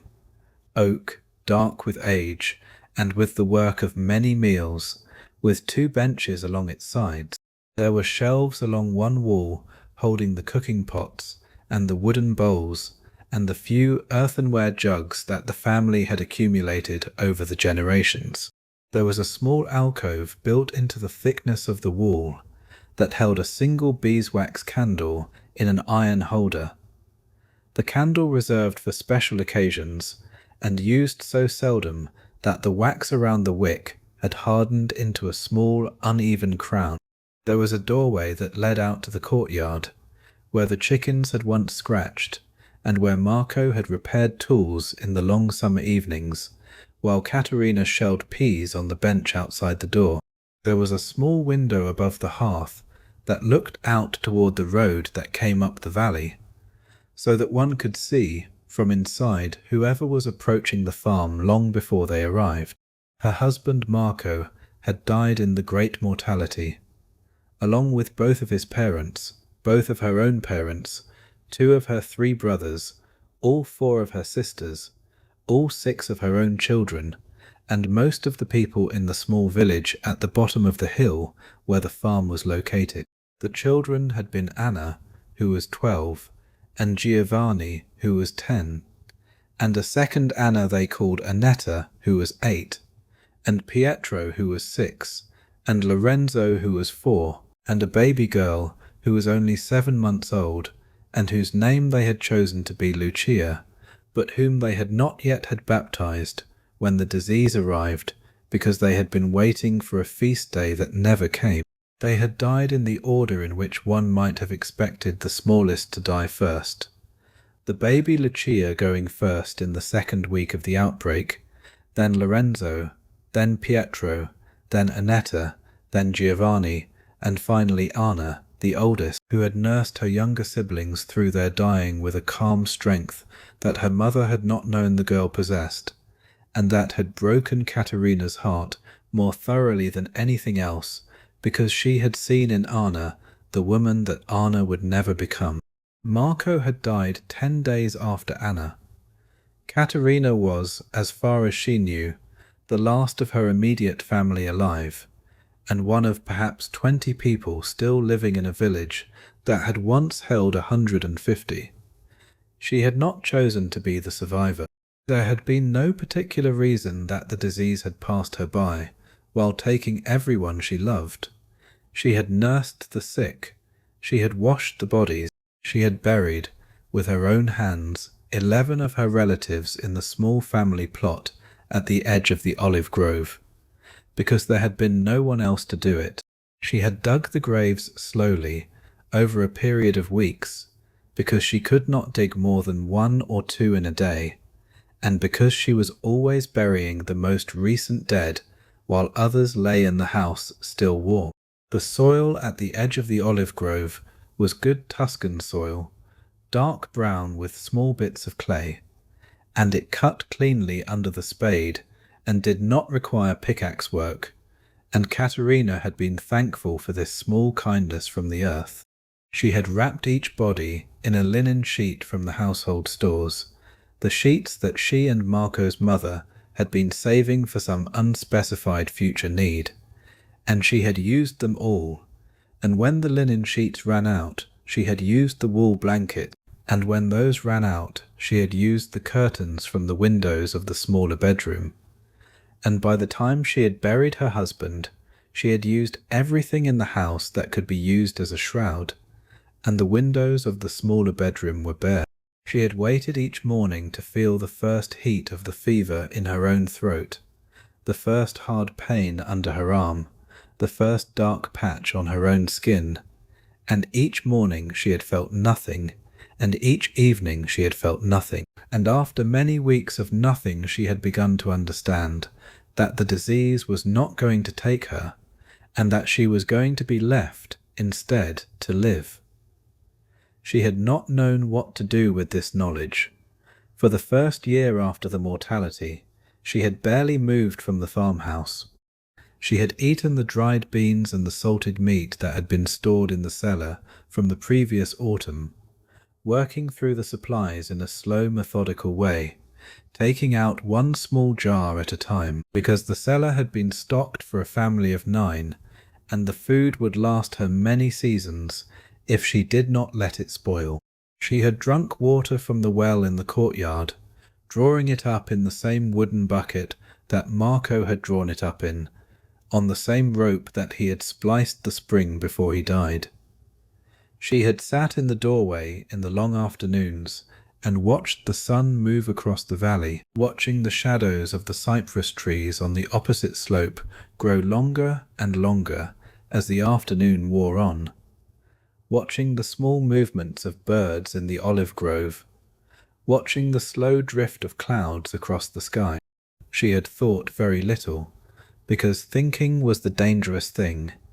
and she had learnt that lesson well. When she did think, she found that her mind went to small things, the way Marco had laughed at a joke she had made the autumn before he died, the smell of Anna's hair after a bath, the small hand of the baby Lucia closing around her finger one afternoon while she nursed. These thoughts were unbearable, and so she had taught herself not to follow them when they began, the way a horsewoman teaches herself not to follow a horse that wants to bolt, gathering the reins firmly and turning the head and bringing the animal back to a walk. She had let the chickens go wild, and they had wandered off into the woods, and most of them had probably been eaten by foxes, though one or two of them came back occasionally and laid eggs in the corners of the barn. And Katerina ate the eggs when she found them, and did not think about where the chickens had been. She had let the sheep go too, 8 of them, opening the gate of their pen one morning, in a fit of something she could not name, and watching them wander down the hill toward the valley, where they too were presumably eaten by something, eventually, or were taken in by a neighbour who saw them grazing and led them home, although Katerina never asked and was never told. She had not planted the spring crops, she had not pruned the olive trees, she had let the small vineyard go untended, and the vines had grown wild and twisted along the trellises, and the grapes had ripened and rotted on the vine and fallen to the ground unharvested, and the smell of the rotting grapes had hung over the lower part of the property for the whole of that first autumn, sweet and dark and slightly fermented, the smell of wine that had decided to become something else. She had let the dust accumulate in the corners of the kitchen, and the spider webs grow in the upper corners of the bedroom, and the rust spread on the iron hinges of the outer door. She had let her own hair grow long and tangled, and she had stopped combing it in any serious way, only running her fingers through it occasionally to keep it from becoming entirely matted. She had stopped washing her clothes, except when one of them became unbearable, in which case she would wash that single garment in cold water in the basin by the door, and hang it on the line behind the house, and put on something else from the chest in the bedroom while it dried. She had grown thin. Her cheekbones, which had always been prominent, had grown more so, and her eyes had sunk into their sockets, and the lines around them had deepened. She caught sight of herself once in the polished bottom of a copper pot, and she did not recognize the woman she saw, and she set the pot down quickly and did not look at her reflection again for many months. In the second year, something had shifted in her. She did not know what or why. She had woken up one morning in late February, on a day that was bright and cold and very still, with a clear sky and a low sun that was beginning to gather some warmth in it after the long months of winter, and she had risen from the bed where she and Marco had slept together for 14 years, and she had walked outside, and she had looked at the olive trees that her husband's grandfather had planted, and she had said aloud to no one that they needed to be pruned. The sound of her own voice had startled her. She had not spoken aloud in many weeks. The voice had come out of her throat dry and cracked, and she had cleared her throat and said the words again, and this time they had sounded almost like her own voice, the voice she remembered having. She had taken the old pruning knife from its hook in the shed, the same knife Marco had used and that his father had used before him, with the worn wooden handle and the curved blade that had been sharpened so many times over the years that the blade was perhaps a quarter narrower than it had originally been.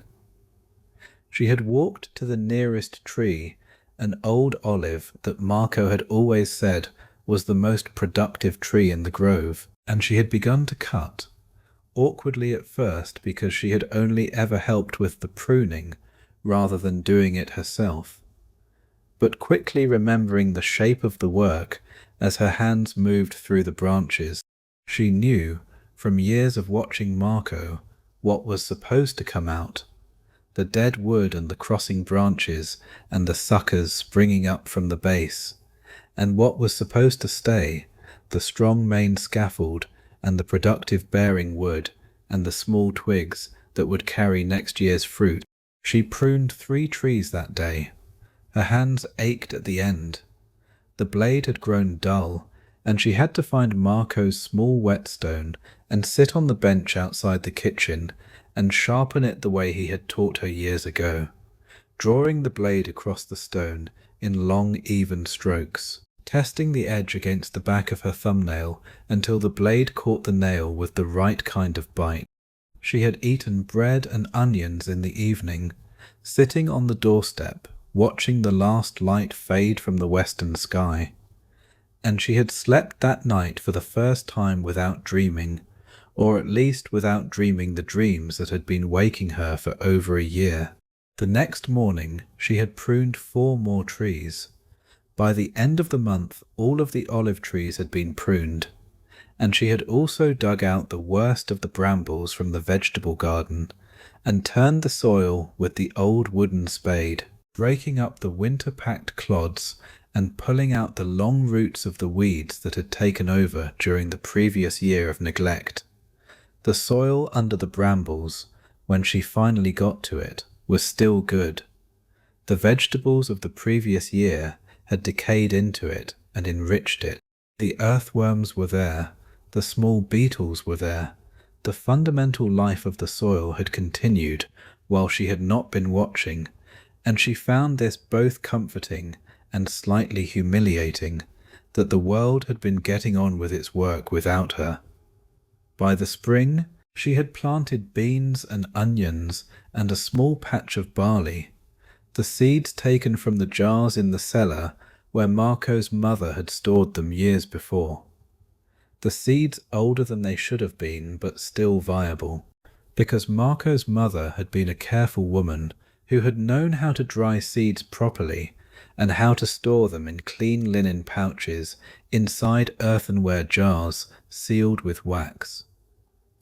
The beans came up, the onions came up, the barley came up, although patchily, because some of the seed had not been viable after all, and there were bare spots in the small field that she did not have any more seed to fill in. She had repaired the chicken coop, hammering new boards across the gaps where the foxes had been able to get in, using boards she pried from an old rabbit hutch behind the barn that had not been used in years, and she had gone down into the valley to see if she could find any of her chickens, or any chickens that might be considered to belong to nobody, and she had walked through the village, which was now greatly reduced, asking the few remaining people if they had seen her hens, and most of them had shaken their heads but one old man, the same old man we have not met, but who would later turn out to be a distant cousin of Bartolomeo the peddler, had told her that there was a small flock of half-wild chickens living in a copse of trees by the river, and she had walked there and waited patiently for an afternoon, and had caught 4 hens and 1 rooster by throwing handfuls of dried corn from a pouch at her belt, and letting them come close enough that she could grab them. She had brought them back in a basket, which she had carried in the long late afternoon up the hill to the farm, the basket light at first, and then growing heavier on her arm with the steady weight of the climbing. And she had put them in the coop, and she had closed the door, and she had stood for a moment looking at them in the dim interior, and she had felt for the first time in many months something that was not exactly happiness, but that was at least the absence of unhappiness, a kind of small steady ground under her feet. They had begun to lay within 2 weeks. In the 3rd year, which was the year of our story, the year 1351, Caterina was a thin woman with brown hair that she now wore in a long braid down her back, having decided one morning to comb it out and rebraid it the way she had worn it as a girl. Her hands were rough from the work, with calluses on the palms and along the insides of the fingers where the tools rested, and there were small permanent crescents of dirt under the nails that she could not scrub out and that she had stopped trying to scrub out. Her face was older than her 34 years, with deep lines around the eyes that had appeared during the great mortality and had never gone away, and a small scar at the corner of her mouth that she had got at 14 falling out of a fig tree, and that she had always thought made her smile slightly crooked when she did smile, although she had not smiled often in the previous 3 years. She had a small flock of 7 chickens. She had planted a vegetable garden that produced enough to feed her and to trade with the few neighbours who still lived in the valley. She had repaired the roof of the farmhouse where it had begun to leak, climbing onto the roof herself with new tiles she had bought from a tile maker in the next village over, and replacing the broken ones, doing the work in the late afternoon when the tiles were cool enough to handle without burning her hands. She had cleaned and oiled the loom that had belonged to her mother-in-law, a small floor loom that sat in the long workroom on the ground floor, and she had begun to weave again small simple things, kitchen cloths and shawls and lengths of plain wool cloth, which she traded in the village for things she could not make herself, like flour and salt, and the occasional cup of olive oil from a neighbour who had managed to keep his press working. She did not have many visitors. The old paths between the farms had grown over. The roads to Siena were less travelled than they had been before, because there were fewer people in Siena to travel them.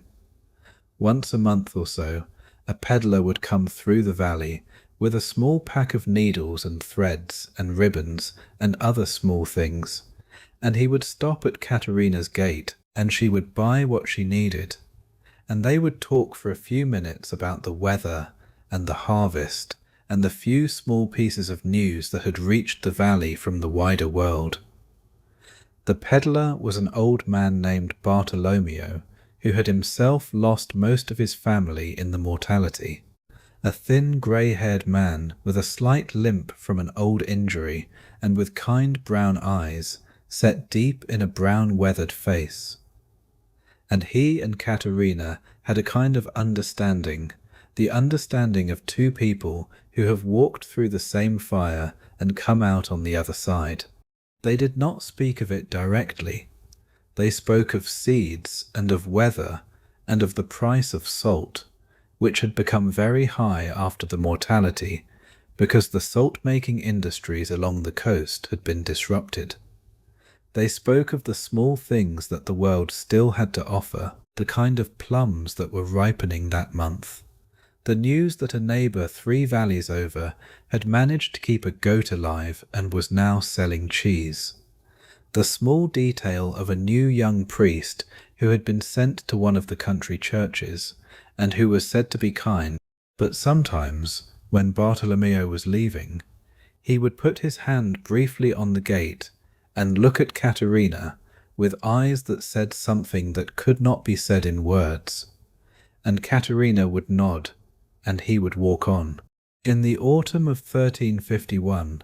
on a warm afternoon in October, when the leaves were just beginning to turn, and the smell of wood smoke was beginning to come back into the air after the long summer, Caterina was working in her garden.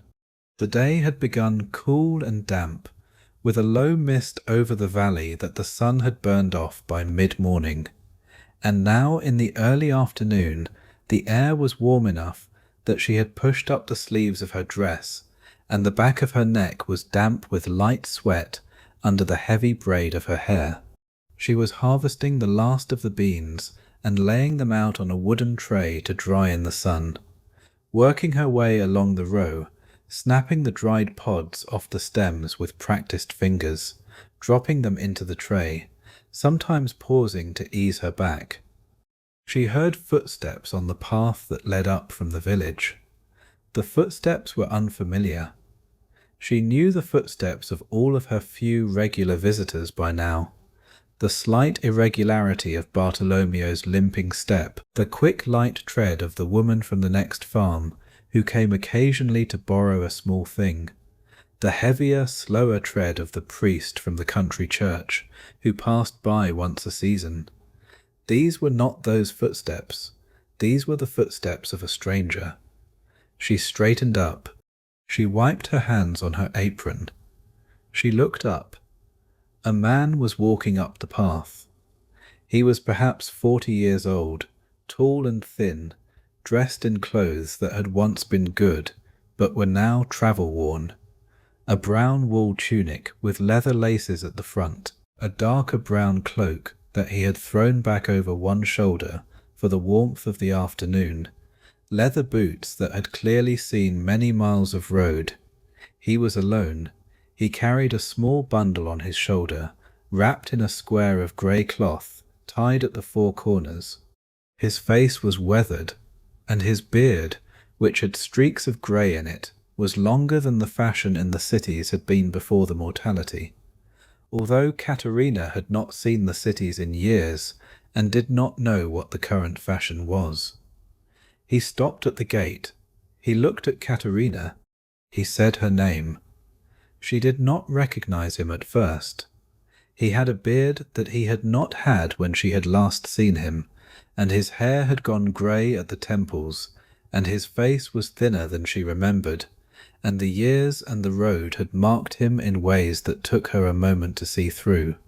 But after a long moment, she recognized him. He was Tommaso. Not the gravedigger from our first story, but a different Tommaso, who had been her cousin, the son of her mother's sister,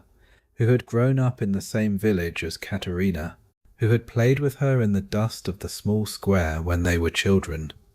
who had once cried with her behind the church when they had found a wounded bird and had not been able to help it, who had taught her how to whistle through a blade of grass held between her thumbs when they were both 7 years old, who had moved away when he was 16 to apprentice with a goldsmith in the city of Lucca, and from whom Caterina had not heard a single word in 18 years. He had assumed, he told her later, that everyone he had ever known was dead, because that had been the case in Lucca and in the other cities he had passed through. He had been a goldsmith of moderate accomplishment, never one of the great masters, but a skilled worker in his own right, specializing in small, fine work,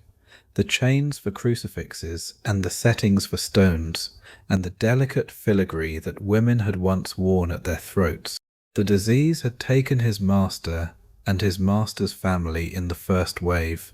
and the workshop had closed, and Tommaso had survived alone for 2 years in the empty city, doing whatever small commissions came to him, sleeping in the back room of the closed workshop, eating sparingly, watching the city slowly try to rebuild itself with the few who remained. He had decided eventually that he could not stay there, that the city had become for him a city of ghosts,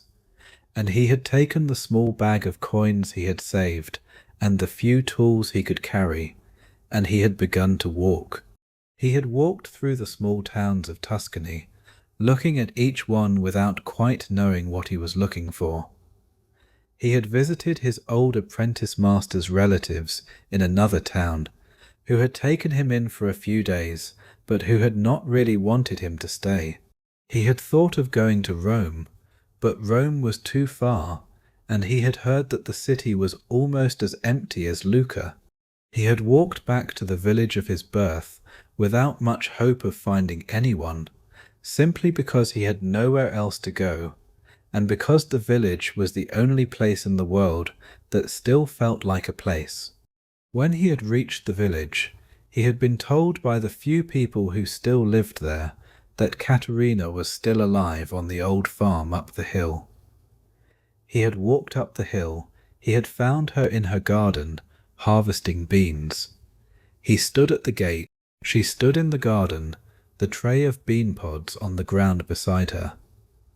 They looked at each other for a long time without speaking. The afternoon was very still. A single bird called somewhere in the olive grove.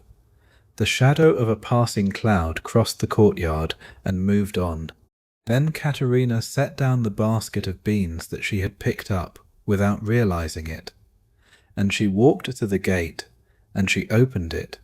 and Tommaso came through, and they stood in the courtyard, and they put their arms around each other, and they did not weep, because they had passed beyond weeping long ago. But they stood there for a very long time, holding each other, in the warm October afternoon, while the chickens scratched in the dust at their feet,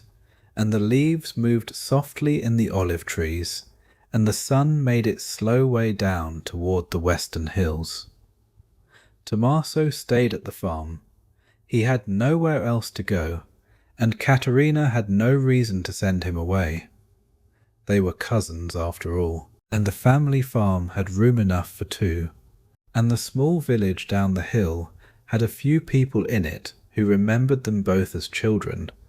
and who saw no scandal in their living together under the same roof, when they were so closely related, and when the alternative was for each of them to live alone in a depleted world.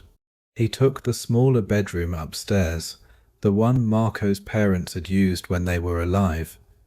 and she kept the larger one that had been hers and Marco's. They settled into a way of life that neither of them had planned, but that suited them both. He helped her with the work. He repaired the wall of the barn where it had begun to lean, learning as he went, because a goldsmith's hands were not the hands of a builder, but were skilled hands nonetheless, and could learn new work given time. He took over the pruning of the vineyard, after she showed him what to cut,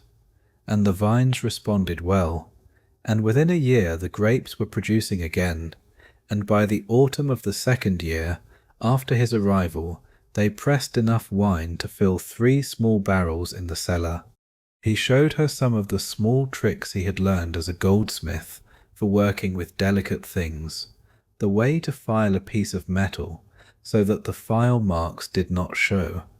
the way to polish a finished piece with a soft cloth and a particular fine powder so that it shone like still water. She showed him how to read the weather from the way the clouds moved over the western ridge, the small signs that meant rain in the next day or two, the other signs that meant the weather would hold dry for the harvest. They lived together as cousins, as friends, as the last 2 members of a family that had once filled a whole village and was now reduced to the 2 of them. They did not marry. They did not have children. They simply lived, slowly and quietly, in the farmhouse on the hill, year after year, season after season, watching the olive trees come into bud in the spring, and the grapes ripen in the late summer, and the leaves fall in the autumn, and the snow dust the high hills in the winter. They developed small routines that lasted them many years. They ate their morning bread together at the kitchen table, with a cup of warm water with a little honey when there was honey, and they spoke briefly about what each of them planned to do that day. They worked separately through most of the day, each on their own tasks, meeting again at midday for a quick meal of bread and cheese and whatever vegetables were in season. They worked again through the afternoon. In the evening they ate the main meal of the day, soup or stew with whatever was on hand, sometimes a chicken when Katerina judged that one of the hens had grown too old to lay any more, sometimes a piece of dried meat from the supplies that they laid in each autumn for the winter. After the meal they would sit by the fire when the weather was cold, or in the courtyard when it was warm, and they would talk, sometimes about small things and sometimes about larger things, sometimes for hours and sometimes only for a few minutes before retiring to their separate rooms. Tommaso took up small goldsmithing again, on a tiny scale, working with the few tools he had brought with him, and with whatever bits of metal came his way through the village, repairing the silver pin of a neighbour, and making a small ring for the new priest at the country church, and once, over the course of an entire winter, fashioning a delicate small cross for Caterina that he gave her at Christmas, and that she wore on a leather thong around her neck for the rest of her life. She continued her weaving and her gardening and her care of the chickens and the slowly recovering vineyards. The years passed. The valley around them slowly came back to life. New families moved into the empty houses in the village over the course of the next decade, mostly from the smaller villages further out in the hills, families who had been crowded into two small houses and who saw the empty houses in the valley as opportunities. The old paths between the farms were trodden flat again. The market in the village square, which had not been held for several years after the mortality, was held again on the first Sunday of each month, and Caterina and Tommaso would walk down together on those mornings, carrying their few things to trade, and they would meet the new families and remember the old ones with whoever had known them. Caterina lived to be 67 years old. Tommaso lived to be 73. They were buried side by side in the small family plot at the edge of the olive grove, near the 11 graves that Caterina had dug with her own hands in the long summer of 1348, and the new priest from the country church said the burial words over each of them, the same words he had said over many parishioners in his long ministry. The farm passed to a distant relative of Tommaso, who had heard of the place from a peddler and had walked from the city of Lucca to claim it, a young man of 22 who arrived with a thin wife of 19 and a small bundle of belongings between them. The young couple had children, and the children had children, and the farm continued, slowly, quietly, generation after generation, into the long centuries that followed the great mortality. The same hands working the same soil in the same olive grove,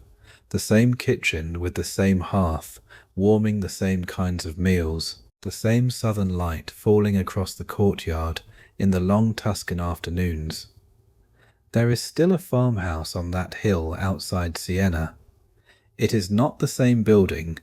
The original stones were used and reused as the centuries passed, and the current farmhouse was built in the 18th century on the foundations of the older one, with rooms added in different periods, and a new tile roof laid in the 19th century, and electric wiring strung through in the 20th and running water installed in the kitchen in the years just after the second of the Great Wars. But the olive grove is still there, and some of the trees in it are very old, and a few of them, perhaps, are old enough to remember a thin woman with a long brown braid who pruned them in the second year after the great dying, when she had nothing left in the world to do but to take up the old pruning knife and begin again. The family plot is still there too, at the edge of the grove, though most of the older stones have weathered into illegibility, the names worn away by 7 centuries of rain and wind and the slow grinding work of time. There is one stone, however, that is still readable, in the slanting light of late afternoon. It bears no name, only a date, the year 1348, and beneath the date the single Latin word requiescant, which means let them rest. It is thought to mark the 11 graves that Caterina dug, though no one is certain. The stone is small, it is mossy, it is easy to walk past without noticing. But if you were ever to visit that farm in some warm October afternoon in your own life, and if you were to walk up the hill and through the olive grove to the small family plot, and if you were to stand by that small mossy stone,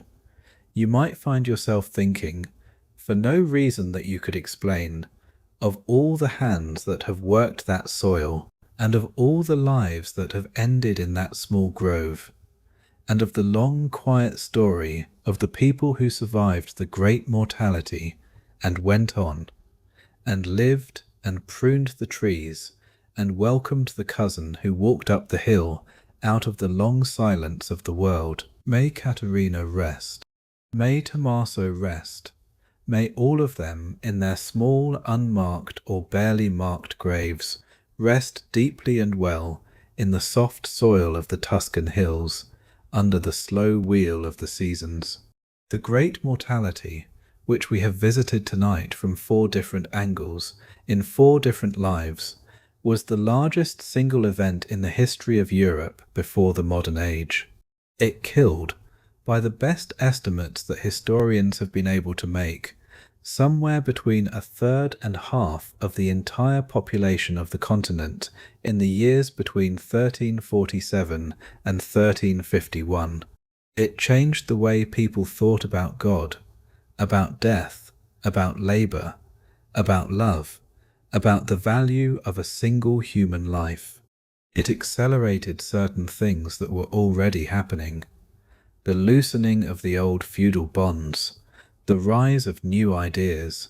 the slow movement toward what we would now call the modern world. The peasants who had survived found that their labor had suddenly become more valuable, because there were fewer of them, and the lords who had survived found that they could no longer command the same obedience, because the peasants now had other options. The Church found that its authority had been shaken by the disease's perfect indifference to holiness, and the long, slow movement toward what would eventually be called the Reformation began to gather its first quiet force in those years. Although no one alive in 1351 could have named what was happening. The painters who had survived began to paint death differently, with more directness and more terror, and the poets who had survived began to write about love and loss with a new sharpness, and the merchants who had survived began to make different kinds of plans, building their houses to last longer and educating their daughters as well as their sons, because no one knew now who would survive and who would not. The cathedrals that had been planned were sometimes never finished. The villages that had been emptied were sometimes never resettled. The forests grew back over the abandoned fields, and the wolves came down from the mountains and walked through the squares of small towns at night for many years, and the bears, which had been almost driven out of the lowland forests, returned and lived peacefully for decades before the resumption of regular hunting drove them back, and the survivors lived on, as survivors always do, and they had children who had children who had children, and eventually the long chain of those children produced us, who sit now in our warm rooms in the quiet hours of the night, listening to old stories about a thing that happened so long ago that it has become almost a fairy tale, almost a dream, almost something that never really happened at all. But it happened. It happened to Tommaso the Gravedigger in Florence, and to Jean the physician in Avignon, and to Heinrich the weaver in Erfurt, and to Caterina the farmer in Siena, and to millions of others whose names were never written and whose stories were never told. They lived. They suffered. They did what they could. They died, most of them, badly. Some of them, like Caterina, lived on, and pruned the old trees, and made small new lives in the long quiet after the storm. We are here, in part because they were there. We are warm, in part because they were cold. We are safe, in part because they were not. And so, before we let the night take us fully into sleep, let us hold them for one more moment, all of them, the gravedigger and the physician and the weaver and the farmer and all the others, in the quiet space of our own grateful breath. Let us thank them silently for whatever it is that they passed down to us across the long centuries without ever knowing they were doing it. And let us drift now, gently into the safe darkness of our own rest, knowing that we are held by a long chain of lives that came before us, and that the chain has not yet broken, and that we are, in our small way, the latest and not the last of those who carry it forward. Sleep well, sleep deeply, sleep without dreaming, or sleep with dreams that are soft and kind. The night is long, the bed is warm, the story is over. Let it go, let it all go. Rest now, rest, rest.